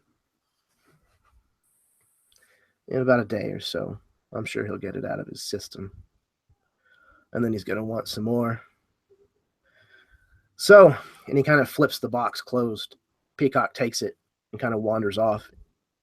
He kind of rolls his shoulders in his jacket. And he kind of is wearing with, no shirt underneath, visibly displaying all these very graphic tattoos on his chest and stomach. He says, "So now you've seen what it can do. So, how much you want it for?" It's impressive. I know. Seems, yeah. That whole cocky attitude, it really may work with all the little low lives on the street, but ain't going to work with me. That being said, I am impressed with your product, not with you. Let's say, and I pull out all the money that I have. He says, got a couple other customers that I want to try this out on first. I know this ain't a huge amount, but if it goes well with them, I'll be back, and I'll be back for a lot. But this punk here, he's a nobody. Got to get some, I guess you could say, experienced users. Yeah, how does it affect people that have been on everything? That's stuff I need to know. So what can I get for this? And he hands him or just kind of tosses him the wad. Said, give me a couple days. I'll come back, if it's any good, with 10 times that amount. Kind of looks at it and nods to one of the thugs next to him, who goes over and picks up the wad, starts to count through it, and he slows down when he starts getting to the equivalent of like singles. And he kind of turns the wad over a couple of times in his hand, and he turns and shows Ezekiel how much money is there. And Ezekiel kind of chuckles, and he says, "You're a cautious little shit, aren't you?" You think I was going to walk into a place that nobody told me about, that I got some dumbass at a bar telling me to meet somebody? I brought a little bit of money because the guy didn't know what the hell was here. I'm not going to let you take all my fucking money. Yeah, I'm cautious. I'm smart too. Fine. Whatever you got to tell yourself, man. Look, You want to put it out on the street, you want to tease it out a little, that's fine. Hopefully, we're still here when you get back with your little experiment. All right, for this much, here's what you can get. And he brings out 2 vials, like the one that went into the inhaler, as well as an inhaler as well. And he said, don't worry, the inhaler's free. So gracious of you. Such a nice guy. How I got to where I am, being a nice guy. I'm gonna with that, I'm gonna take it from him, put it in my pocket, and I'm gonna again shoot a glance over to Calvin and say, "Hey, pick him up, take him over there, sit him down, pointing towards the ship, or if we see any type of a cargo ship, do we?" Yes, very much so. And Okay. it may or may not be surprising, but it's actually a gunship, not Okay. simply a transport. But I would just kind of motion, be like, "Hey, look, I'm sure there's some crates or something by the ship within 30 feet of the ship." I just kind of motion at Calvin, take him over there, sit him down, give him a few minutes. Just, sit him up. And I don't know if Sparks would have any idea where he is at this point, but and then I would when I saw that he was moving, I would look over at Nova, or Noma, he doesn't seem like such a bad guy. Maybe you two need to make friends. Hoping that she would get the hint to distract him. And she'll look you right in the eye and kind of smile and,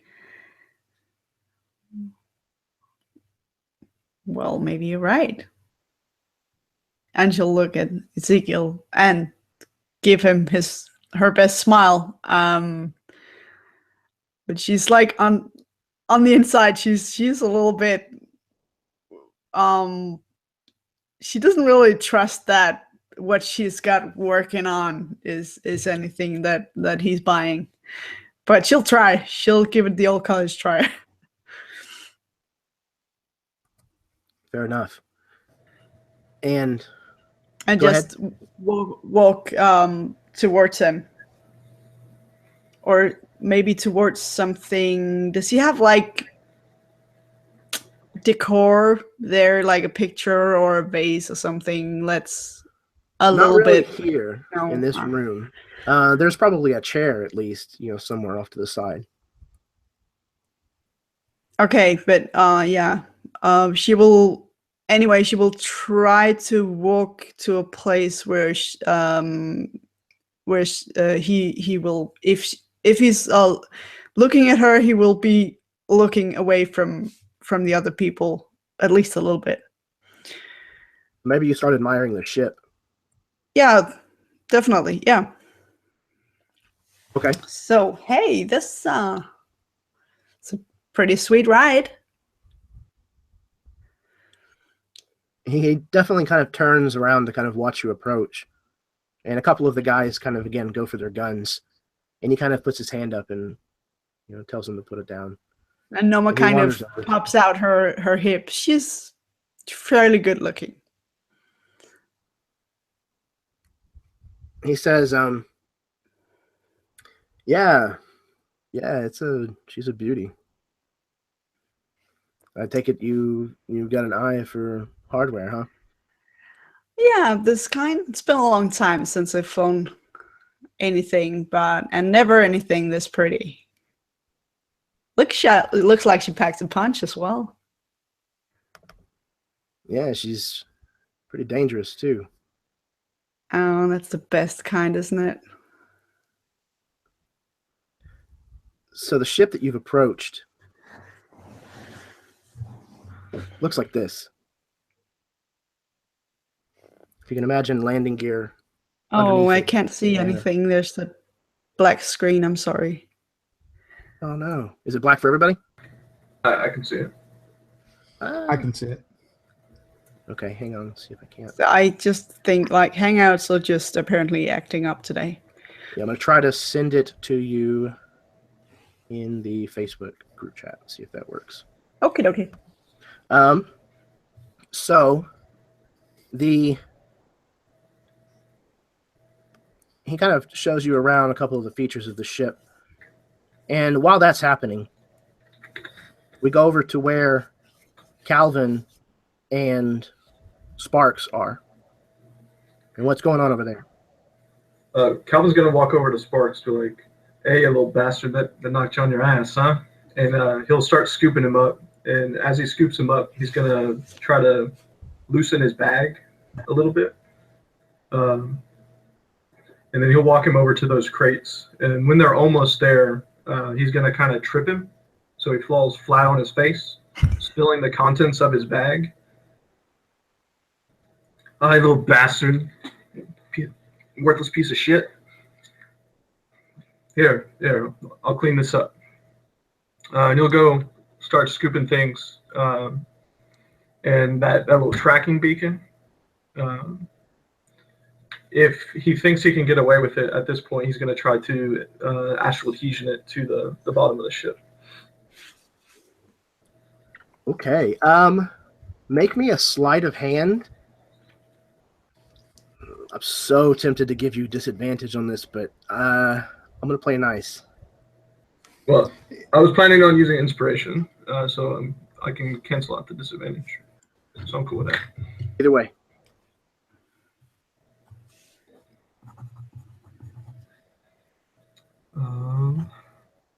Sleight of hand, you say? Yes, sir. It's just Dex. 18. Excellent. So, yeah, there's just a perfect moment where the conversation between Ezekiel and Noma is about a particular part of the plane that their attention is fully focused on it. Yeah, those dorsal guns. Those are second generation NWPX5s, aren't they? He kind of nods, Shit. somewhat surprised. Oh man, I'd love to fire one of those. That's amazing. He kind of laughs and he says, "Well, I don't really think this is the best place to do that." Really? That's a bad place to do that? Yeah, the neighbors tend to get a little upset when we get noisy. All right, she'll kind of pout a little bit, look at him flirty, popping the boobs, like. And Sparks, while you've kind of been lowered onto this stack of crates in almost kind of a seated position, you look over and you see a crate filled with something that, again, you may not be wholly unfamiliar with, at least the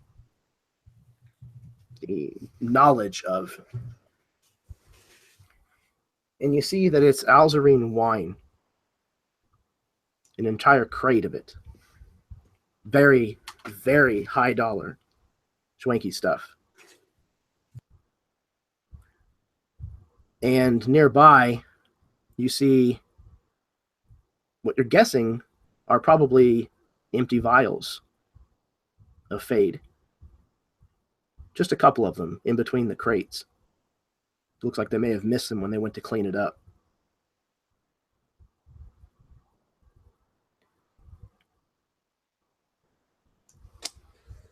I'm not really sure. So there's some wine and empty vials of. So I'm just gonna be kind of hunched over, enjoying the ride. Looking up, hey, Papa Bear. I think there's some juice over there. To Calvin.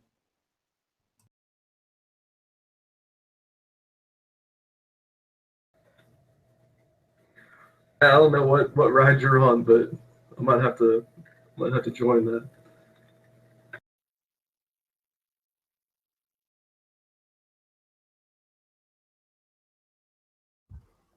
All right, so the distraction goes on for however long it seems to be needed, I would imagine.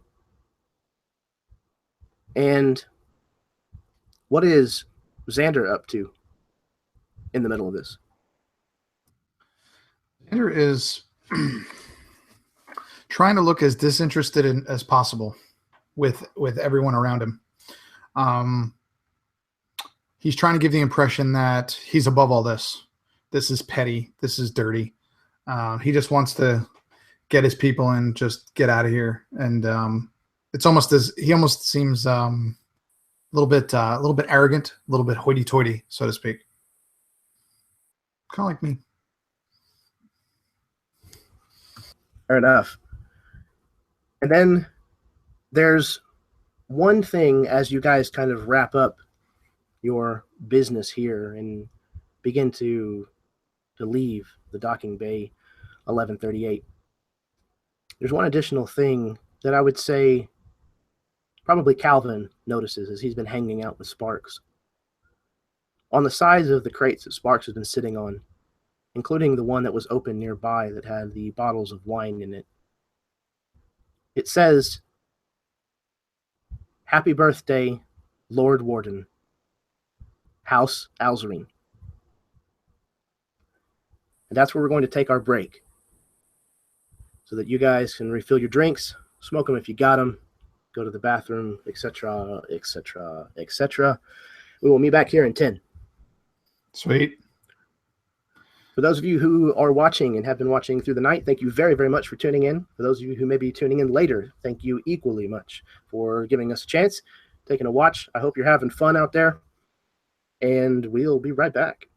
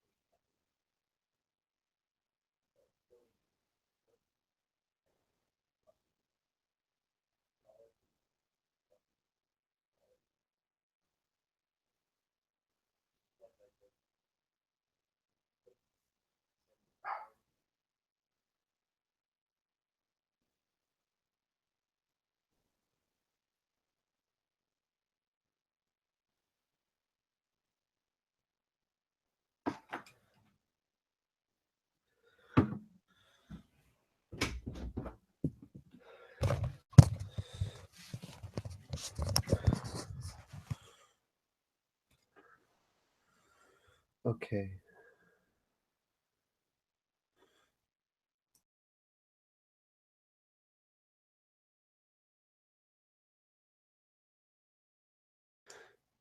Hey, Jeremy, can you say something real quick? I want to test my speakers. Testing. Thanks. I hear a little bit of an echo.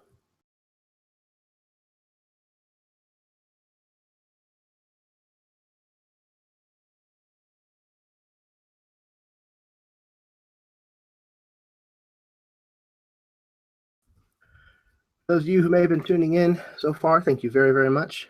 And I hope you guys are having some fun. We certainly are. Or I don't know if I speak for everybody, but I'm having a blast being a ridiculous idiot. Because, you know, that's what you do as a DM.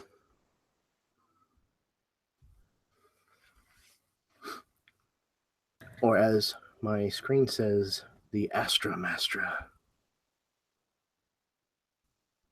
I can't lie, I definitely patted myself on the back for that one.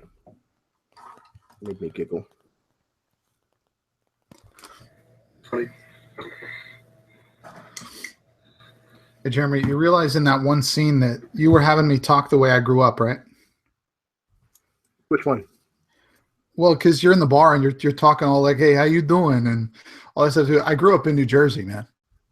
Yeah, well, hopefully it wasn't offensive then. No, but it came very naturally. Well, good. I'll take that as a compliment. I've been in Texas 11 years, so my accent is evened out. You really wouldn't know, but I still say coffee. I still say dog. Yeah. All the weird words from the Jersey Shore. So I had a friend that was from north somewhere, Midwest, I think. She used to call it egg instead of egg. I don't know about that one. Like she couldn't say it otherwise. Well, it was interesting. Just like people from New Orleans during Hurricane Katrina. I remember this. They would come into Firestone where I was working back then, and they'd say, "Can I get my Earl changed?"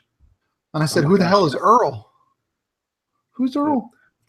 People around here say, a lot of people from rural areas say Warsh. Warsh. Yep. I learned used to could and might could. Used to could. Oh yeah. One word. Might have could. Yep. I don't know what that means, but I guess my cousins had an awesome one that they used to use all the time. Momonyms. Bomonyms. Momonyms. The hell's that? You'd say, "Hey, where's your mother go?" Momonyms went to the store. I have to go get some Natty Light. Yeah, Natty Light right there. Yep. I think Lisa dropped. Yeah, she did. I'm kind of giving her a moment to try to get back in here. For clarification, Lord Warden is like the big honcho in the city, correct? No. Like the big honcho in the city is his son. The Lord Warden is actually, his name is Macian Aldemont, and he is the big cheese of Cadian. Again, Cadian used to be a penal colony moon, and so the title still kind of bears that history, as he's referred to as the Lord Warden. Is that Jeff Goldblum? It sure is, from the new Thor movie coming out. But I saw that and I was like, holy shit, that is 80s as fuck. Yeah. And it's very kind of regal and noble. I was like, I am definitely using that in my game. So. Well, this has been fun, man. How much longer do you think we're going to go tonight? I don't know. It kind of depends on you guys, but I wouldn't imagine it's more than maybe an hour and a half. Okay. Okay.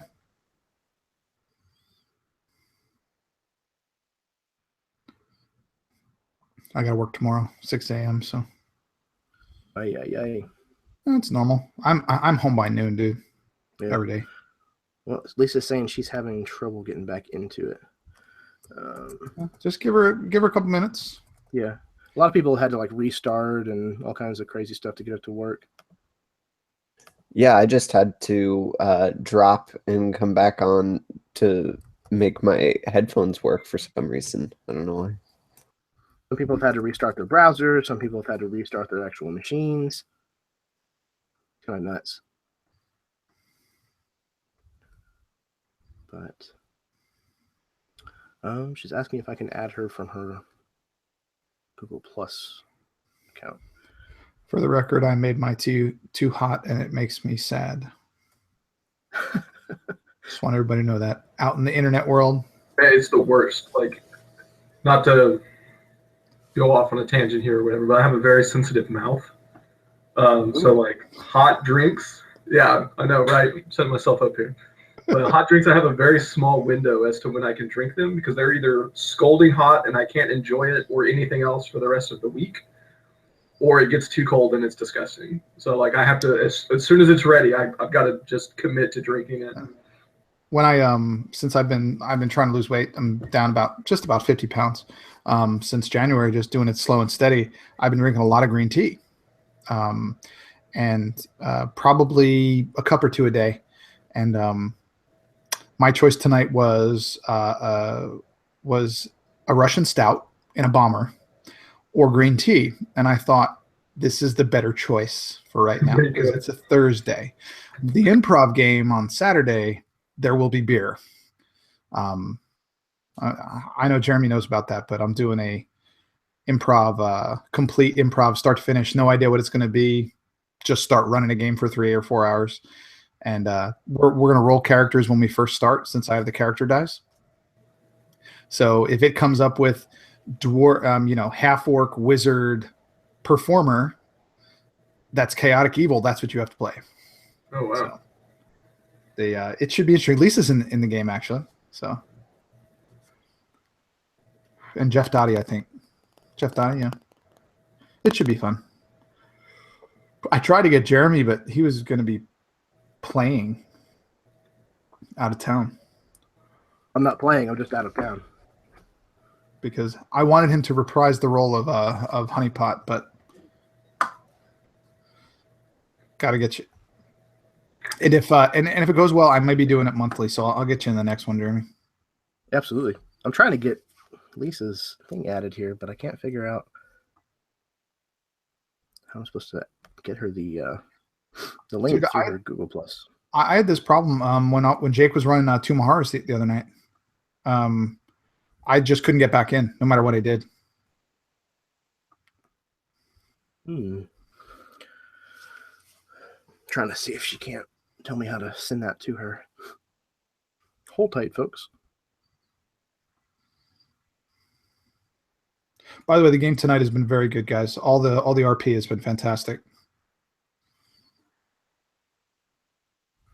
I'm really enjoying what you guys are doing with all of this. The setting obviously had, a kind of way that it would work in my head, and you guys are just taking it and running with it. It's best kind of games, man. Yeah, it's one of my best moments is when the players really pick up the ball and just like run with it, and they totally understand it and get it. Love it. I kind of like it better when they do the complete opposite of what I expect, and it's better than I expected. Sure, absolutely. Yeah. Better than you were hoping or planned. Yeah, which is pretty much most games that I play, actually. I'm always a pessimist. As many games as I play and run, I always go, oh, well, this will be okay. And then it goes like really well, and I'm like, damn, those guys were good. So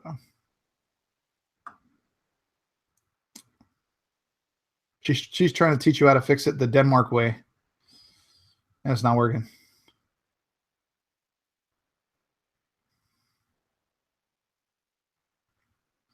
Philip, what happened to you? Are you not on video, dude? I don't see Michael or you. I can see Philip and everyone.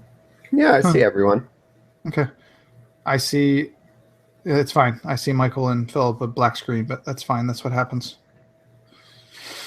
I guess everybody's getting their own turn with that. Yeah. Golly, man, this is way harder than it should be. Well, from what I understand, on YouTube, everybody sees during a Harbinger game the other week, I couldn't see two players the entire game, but when I went back and watched it on YouTube, they were there. So it's weird. There she is. Oh, thank Welcome God, back. because I could not figure out how to get that to work. Okay, I found another way in. Perfect. Sorry about that. Is it morning where you are? Sly devil. Mhm. Yeah, it's 5 a.m. The sun came up. Holy shit. Yeah, well, it's Denmark, so yeah. This is crazy. Awesome, crazy. It's not even as early as it gets light. A little bit later, in about a month or so, it's even earlier. It's like 4 o'clock or something like that. Oh, wow. Craziness. Well, welcome back. Thank you. All right, so go ahead. Is Philip back? Is Philip back? Yeah, look, I see him. Yeah, I'm here. Hey, Drake. I can't see you, man. Sorry. Aw. It's probably for the best. Yeah, with that silly hat on you got tonight. You're right. I've never seen him in a hat. News to me. Okay.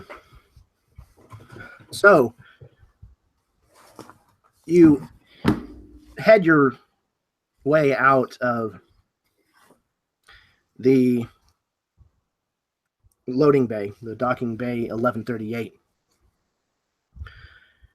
And along your way out, one of you spots. Holy shit, Drake, you just turned into Kevin Smith. Yeah, he did. Dude, I cosplay Kevin Smith. You I met should. the dude. Dude, this is Kevin Smith, right? I've always thought you kind of looked like him, but when you put that Dude, hat on, it switched it around backwards. I have the green trench coat. I have the sweats. I do it. Oh my Thank you. God, that was fantastic. And I just looked he down just and I was so like, you- holy shit. Oh, you just muted yourself. we actually grew up 10 miles away from each other. We're almost the same age, so I believe it. just putting it out there. That's awesome. Just go with it, man. I'm going Kevin Smith mode because apparently hats are cool, according to Philip. You got that right. There you go. So you're headed out of this spaceport, and one of you, probably not Sparks, one of you spots a loading bay, a different docking bay up ahead that appears to be frantically being emptied as they're moving crates into the hallway, and there's smoke pouring from the door and into the hallway. You guys are rapidly approaching this scene.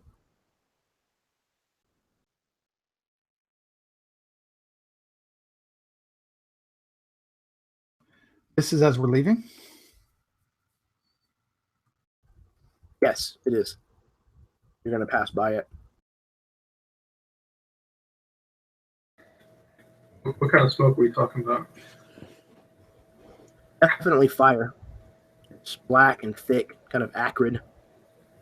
There's a couple of alarms that start going off.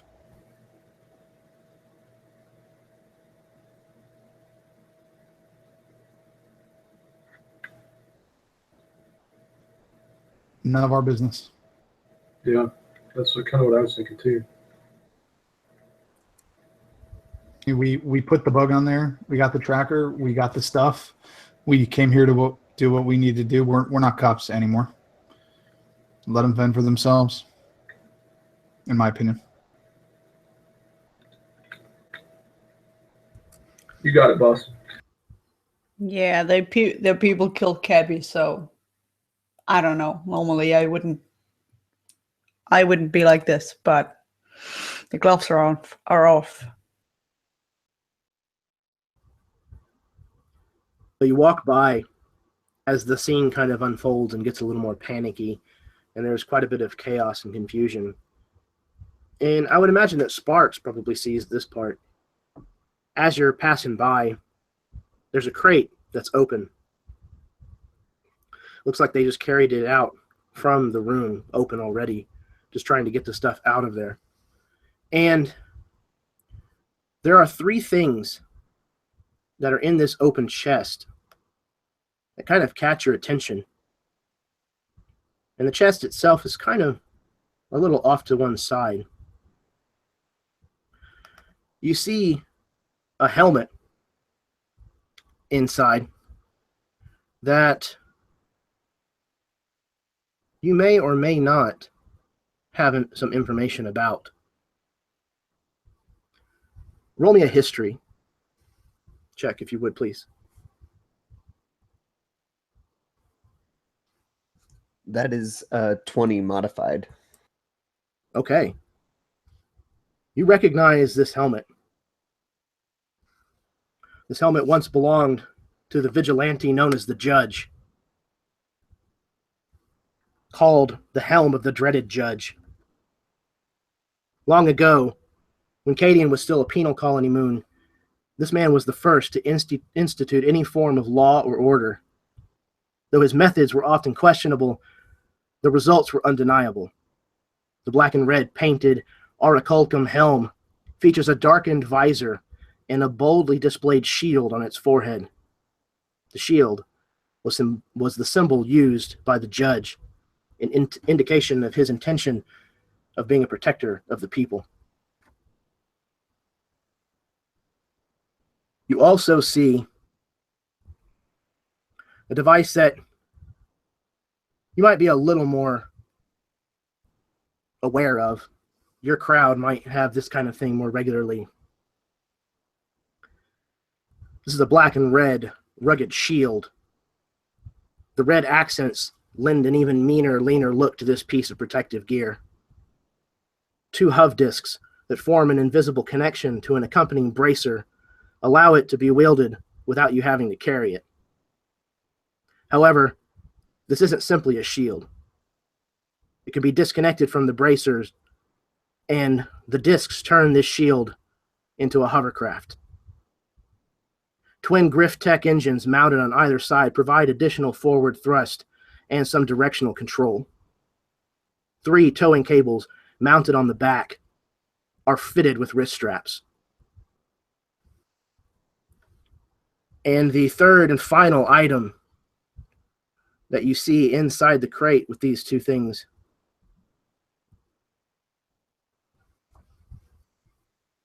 it's 1 part weapon and 1 part instrument. This astral-powered guitar blade is electric teal with strings of magenta Astra. And the only part of this beast that is sharper than its appearance is the edge of the blade that runs its length. Even picking up this instrument causes this weapon of death to slightly hum with a harmonious chord.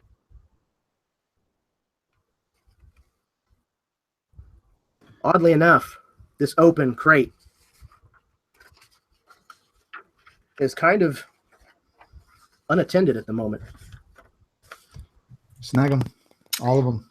Treasures! Treasures! Yeah, how does surveillance look like right now? Are we just yoink? Oddly enough, there's a lot of black smoke that's gathered near the ceiling where most of these cameras are situated. This is the shipment that we bought. Just take the whole crate. Let's go. Agreed. I want the helmet. Same. And who's carrying this crate? It's got some heft to it. Does it have hover discs underneath it, like a pallet? No, not quite. That kind of technology is usually reserved for things that are a little bit more primo than a crate. Let's just take the stuff instead of the crate, right? Isn't that easier? I'll take the shield. Probably. And I'll try to... Can I, like... I'm a treader, but can I make this thing hover? Yeah, absolutely. Gonna kind of put it in the skateboard mode, hoverboard mode. Oh, yeah. And I am on that thing. You may do so. Sweet.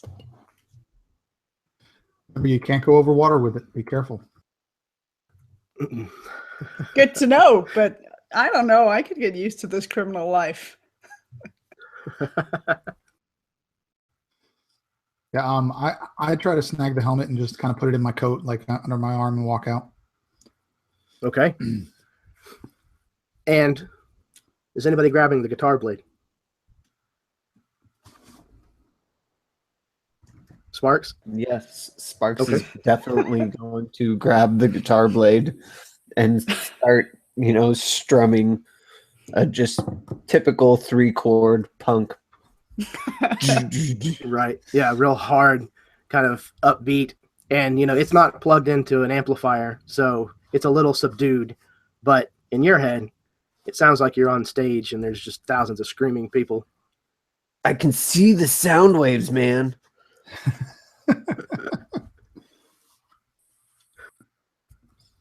Okay. As the four of you make your way towards the front, there is quite a bit of commotion as they try to wrangle this fire and get it under control. So it doesn't look like you're going to have a difficult time getting out. But there is still a checkpoint that you've got to go through that is being manned, or rather, womaned at the moment. As you're approaching, there is a younger guy, very well dressed, but it looks like his sense of style is trying to be a little trendy. He actually kind of skips and turns around and points at your helmet, Xander. He's like, "Is that the awesome helmet, man?" And he just turns and continues running. I pick up the pace. Okay, you approach the checkpoint. The guard that was standing there when you came in is still there. She kind of looks up as you approach. You're finished? Going to leave? Yeah, we got what we needed. We'll be back, though. What's with that guy? That guy? You didn't recognize him? That was Lord Aldemont's son. No, I don't travel in those circles. But thanks. Sure. And just lead us out. Okay. So you all walk out without any further molestation from the security staff here, as they definitely seem to have bigger fish to fry. And you make it back out onto the street. Where do you head next?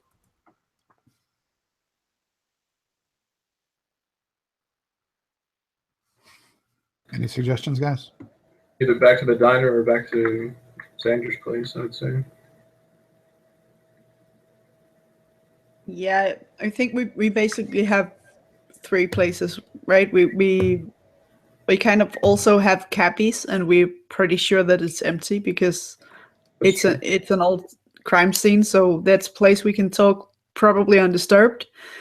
But I don't know how far it is, and we've got Xander's where we can talk undisturbed. I'm not sure about the diner. What's closest? Let's say Cappy's is probably closest. Is it still an active crime scene?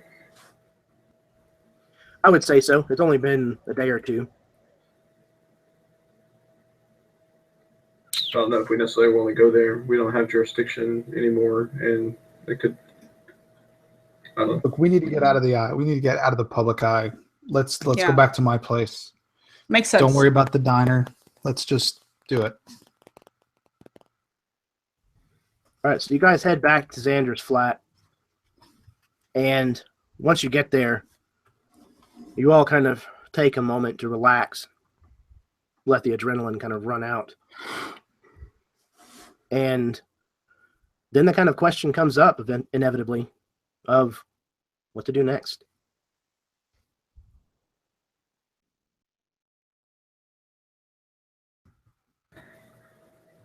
Well, we need to send word to Lord Warden about his birthday, at the very least. From what I could tell, they were going to be lacing their delivery. This is going way higher up than I thought it would. I was kind of hoping that it would stop with Ezekiel,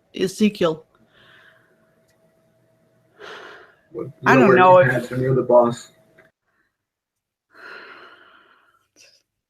Could be too much for us. I don't know.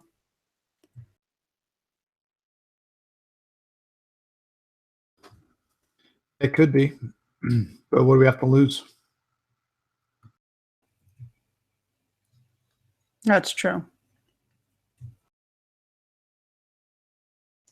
I imagine Sparks is probably coming down pretty hard, like just constant vomiting, like retching. You guys can tell that this drug, he was flying really high while you guys were headed back, and he has crashed hard, and he looks terrible, and the sounds coming from the bathroom are terrible, and Xander knows he's gonna have to clean up a terrible mess. You can have a point of inspiration, Philip.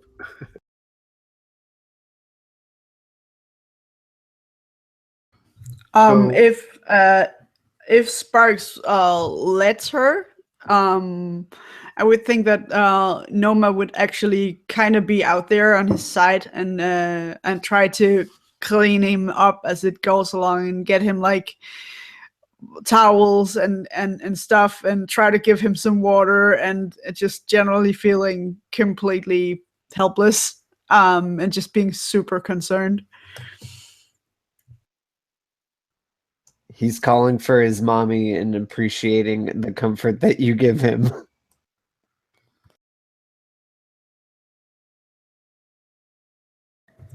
Oh, Spark, shit! I'm so sorry you have to do that. You have to do that. It looked like you had fun for a moment there, but this sucks, man. When am I gonna get some more? We can't get you more. You know that, right? This had to be a one-time thing. I've never felt so good. I know, I could kind of tell. I'm worried about you, man. Please, when you feel a little bit better, we can talk it over again, yeah? Okay.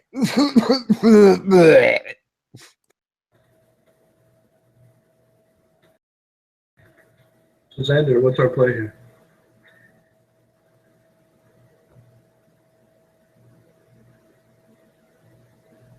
Muted, Drake. Drake? You're muted. Sorry. There you go. It's weird. I gotta stop using Control B. There you go. So I would take out all the stuff that we got, the power glove thing, the helmet, the hoverboard, the sword, just splay them out all on. I'm imagining like a 6-foot kitchen table and just splaying them all out while I hear Philip in the back just retching, just kind of rolling my eyes like kids, but trying to figure out what all of these things do. And while we're just kind of waiting for everybody to recover and stuff like that, just kind of sitting at the table, pondering what's going on and looking at all of these items.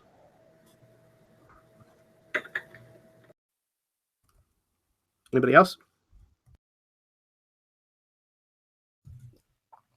Noma will be in full-on nurse mode. She doesn't see anything but Sparks unless someone calls her. And one last thing, Jeremy, he would actually grab the helmet and with a little smile on his face, he would just put it on and just slowly put it over his head and just.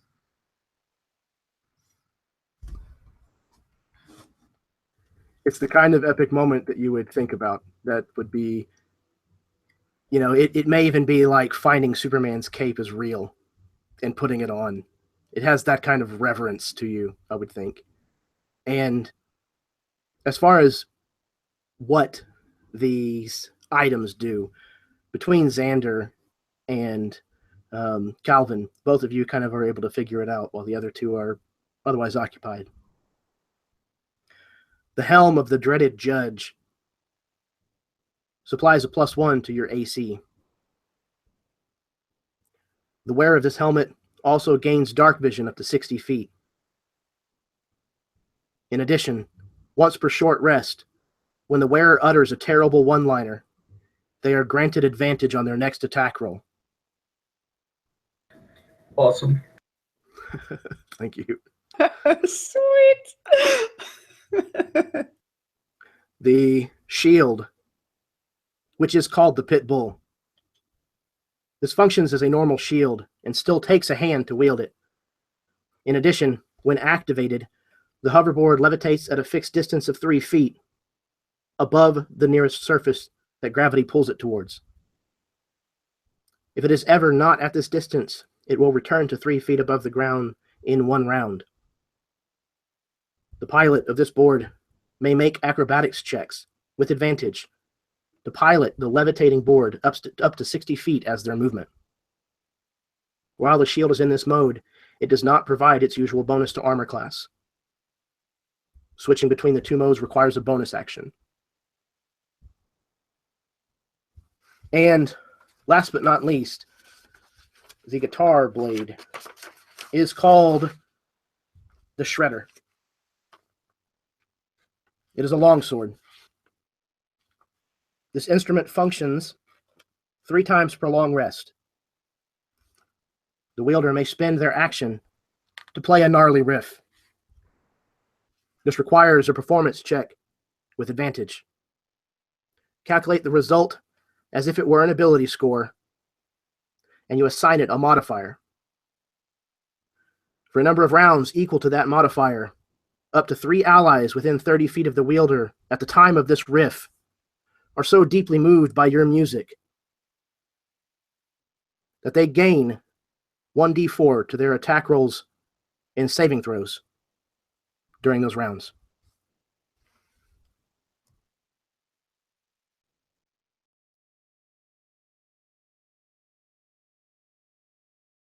Sweet. I don't think Xander has ever taken the helmet off, ever.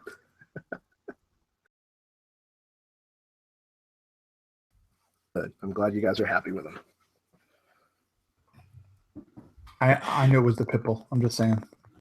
Yeah, you wrote it in the chat. It was indeed. I love it. No one's definitely going to try to nick that. So,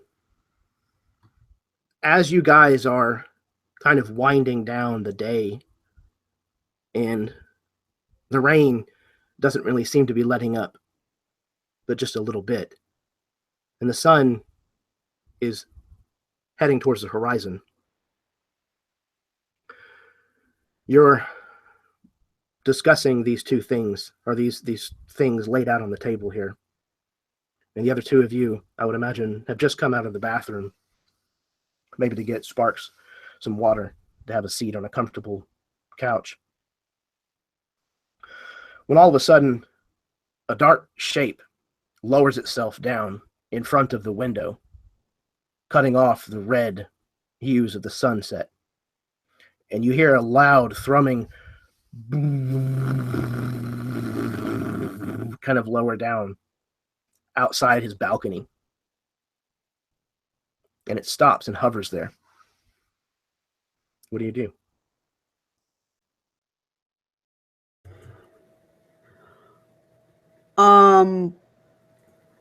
I think if Noma is out and she sees this, she will try to get beside the window, and kind of she'll pull out Chaka, and then she'll try to like quickly look out the window and go back again. Actually, somehow knowing that if this is a huge vessel, that if it has weapons on it, she'll get shot through the wall. But still, she has that feeling of being protected by the wall in anyway, even though it doesn't make sense. So, but she'll kind of just look out fast and back again, and tell the others like, "Get down." What does she see? Let's get what everybody else is going to do right here before I reveal it. With her yelling, "Get down," Calvin's going to begin casting projectile wall, particle wall. Okay. as in front of the window, if I can. I don't know how large the window is, but Kind of on the inside here?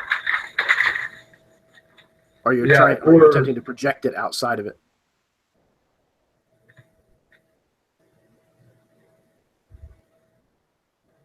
outside the window if I can. I'll try to protect our home base as much as I can. Yeah, I imagine you can.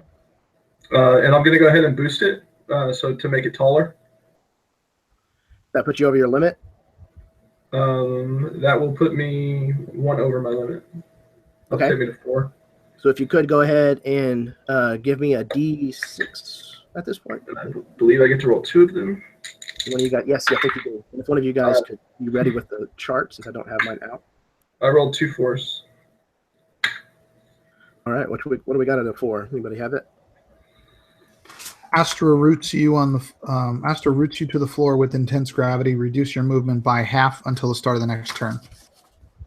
Excellent. So yeah, how What's far the away? second one? It's the same thing. he both You had rolled 2 4 fours. on both.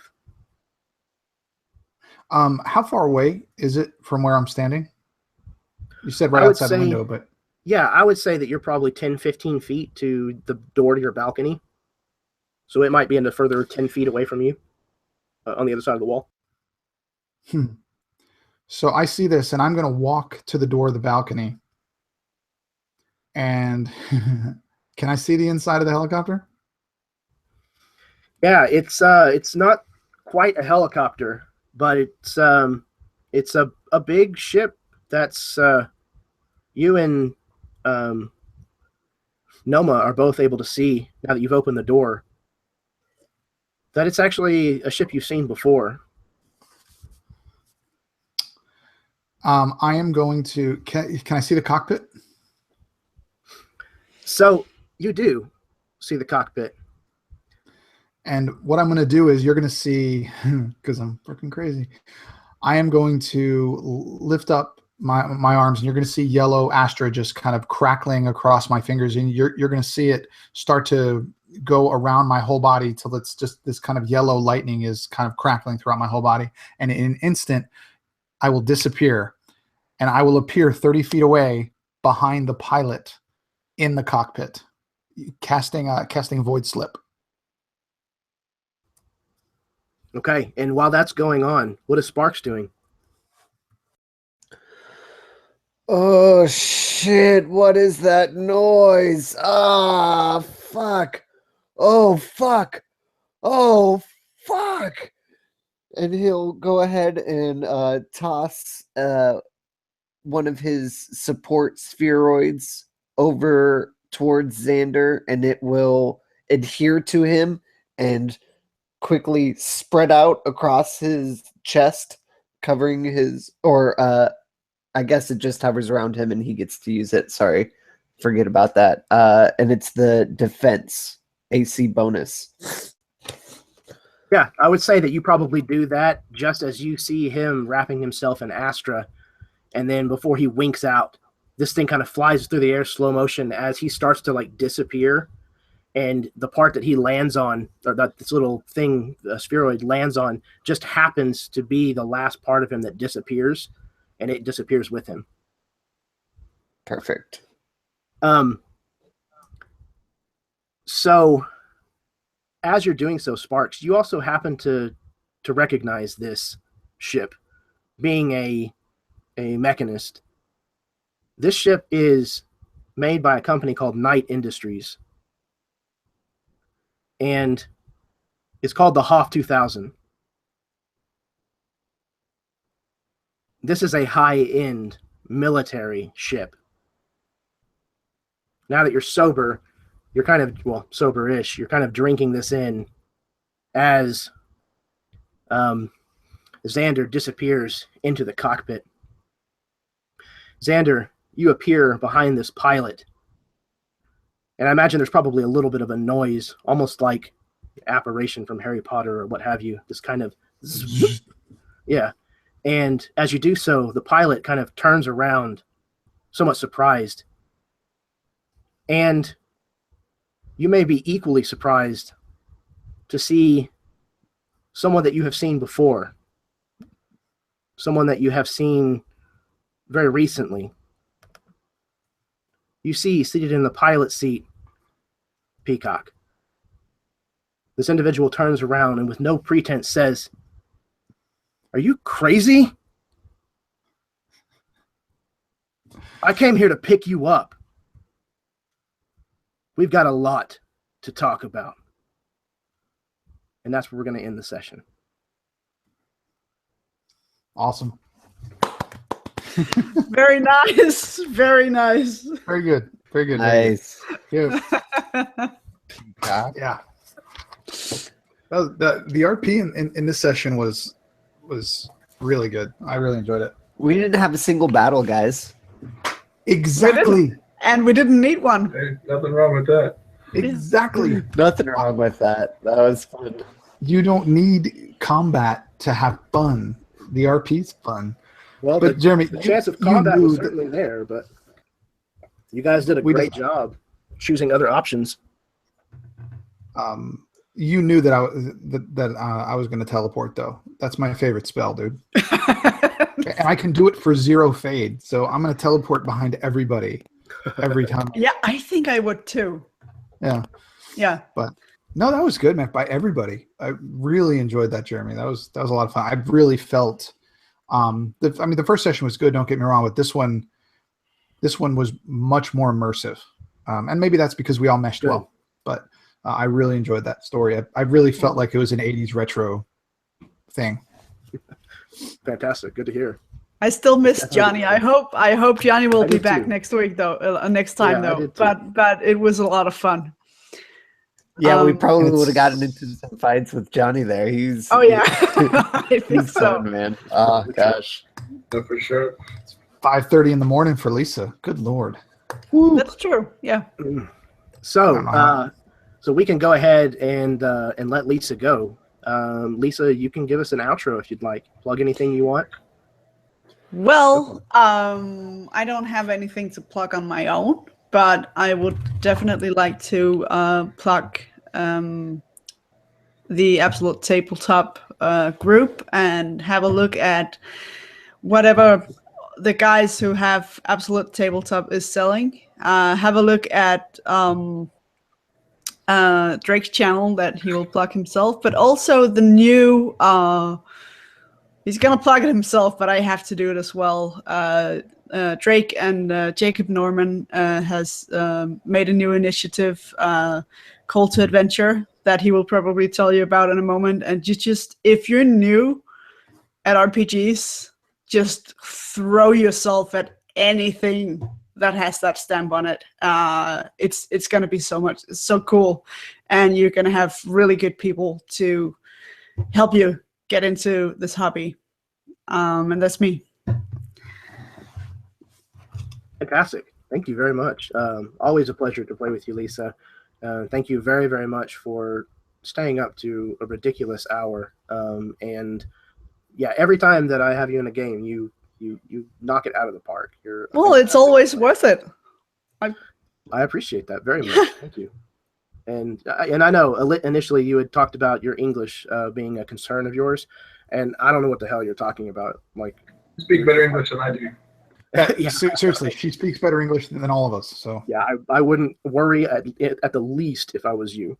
So thank you very, very much for playing in this yet again, and I hope to see you soon in the third part.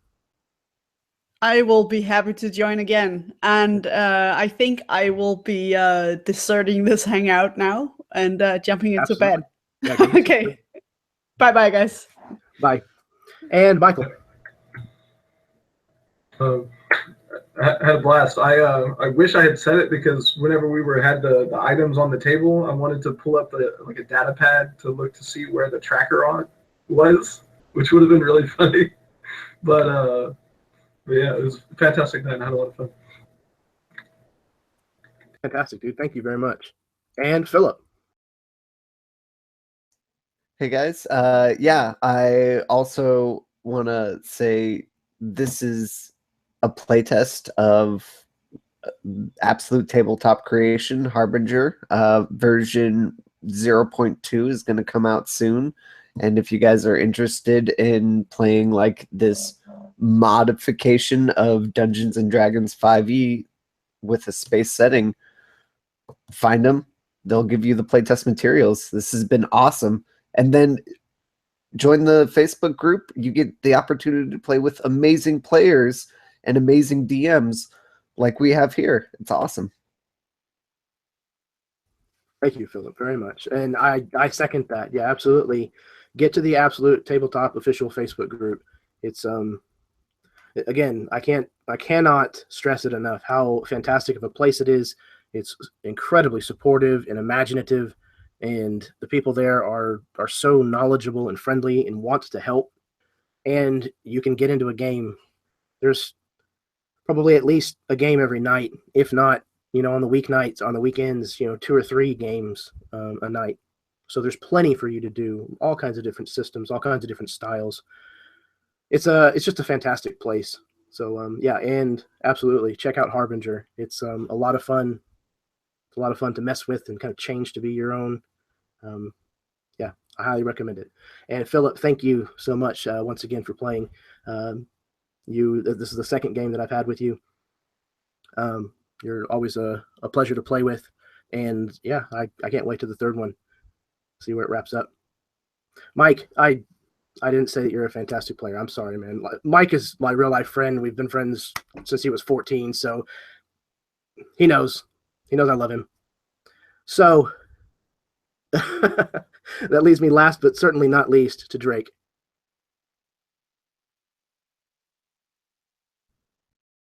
You're muted, man. Okay. There we go.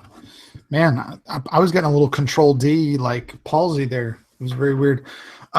Yes, I'm Drake. I run the YouTube channel, the RPG Construct. 8 million things going on over there all the time. The Dragon Grin Chronicles, we're on session 10 now, which is a Dragon Grin setting, another absolute tabletop thing. I am half of a podcast with Jake Norman called the called Something RPG-ish. And something that Jake and I started back in January was something called the AbTab Challenge, which was about, just, I don't know how to say it. Everybody kind of gets comfortable playing with the same people. And especially even in the AbTab group, where it's a great group, but the same like 20 people were playing all the time. So what we did was challenged all the DMs to play with different people. Well, we kind of evolved that now to this new thing that we're calling the Call to Adventure. And we've got almost 40 DMs now committing to a game every month or two, specifically geared towards new people. I don't mean people that have never played RPGs. It could be D&D, it could be Call of Cthulhu, it could be Pathfinder, it could be Savage Worlds, it could be Fate. People that want to learn those new genres, those new sets, those new whatever it's called. Jeremy, I'm sure you can fill those in. Systems. Systems. There you go. I was looking for the word. So we are trying to do that. I am running one on June 2nd for 3 players. 2 of them have never played D&D ever. So even making a character sheet has been a challenge, but it's going to be awesome, and we're going to have a great time. So definitely, if you see anything, there's this, I wish I had the Call to Adventure logo, but you're going to see it. And if you see anything in the Absolute Tabletop group or RPG One Shot group or RPG Brigade that says Call to Adventure, it's specifically designed for newer players. And again, you could be a vet of D&D, but you want to try Fate. If they're running a Call to Adventure in Fate and you're new, jump on in. All the DMs are going to be supportive. They're going to take care of you. They're going to answer your questions. We want to grow this community together. And like everyone else has said, I've been I was group member 37 in the Absolute Tabletop group. Now there's almost 3,000. Been there since day one. We're spoiled there because we have amazing people. And we have amazing DMs. We have amazing players. And everybody learns every day from each other, and it's great. And I know I'm getting long-winded, Jeremy. I'm sorry. But the one thing I do want to plug, though, one final thing. We have a new episode of Something RPG-ish coming out probably later this week about improv. A very different perspective that people probably haven't thought about. I mean, I thought this game was great with improv, especially Jeremy. You did a great job. But I'm running in that genre of complete improv. I'm running a complete improv game on Saturday night on the RPG Construct at 8 o'clock Central for Lisa and a few other players. And we are going in knowing nothing. And we are going to collaboratively come up with a story. And off the top of my head, we're going to roll with it and see what happens. So if you really want to see complete improv and have no idea what we're going to do, either way, it's going to be fun. I could fall on my face, but I pride myself on being good at it. So Jake basically made me put my money where my mouth is. So, but yeah, guys, check all that stuff out that they said. I had a great time tonight. I really felt very connected to these people in this game. And it's actually one of the better games that I've played in as a player, because I generally don't like playing. So I really do appreciate it, Jeremy. You did a good job. Thank you very much, Drake. I appreciate the compliment, man. And yeah, absolutely. It's great to see you on the other side of the screen. You do a great job as a DM, but it's always nice to see people change up the things that they're known for. You know, the things that they're obviously good at in the community. It's always kind of nice to see somebody try, you know, a new class, a new race, things of that nature. And yeah, guys, this has been Harbinger, seen through a different lens, and there will be a chapter 3, and probably around a month or so, I would figure, before we see that happen. And I'm looking very much forward to it. I appreciate anybody who may have tuned in tonight, who may watch it later on. Thank you very much for tuning in for Chapter 2. Treachery shouts the beat. And I have a game coming up next Thursday. I start a new campaign online called Ashes of Heaven. If you're around, if you dig Oriental Adventure type stuff, give it a try. I think it's going to be a lot of fun. Got some great players in there, and I'm really looking forward to it. So, yeah, if you guys can't think of anything else to say, I think we're going to go ahead and wrap this up. All right, everyone. Once again, we appreciate you watching. I hope you had enough fun, and I know I certainly did. This was a fantastic session. And until next time, may your dice roll high and your snacks always be within reach.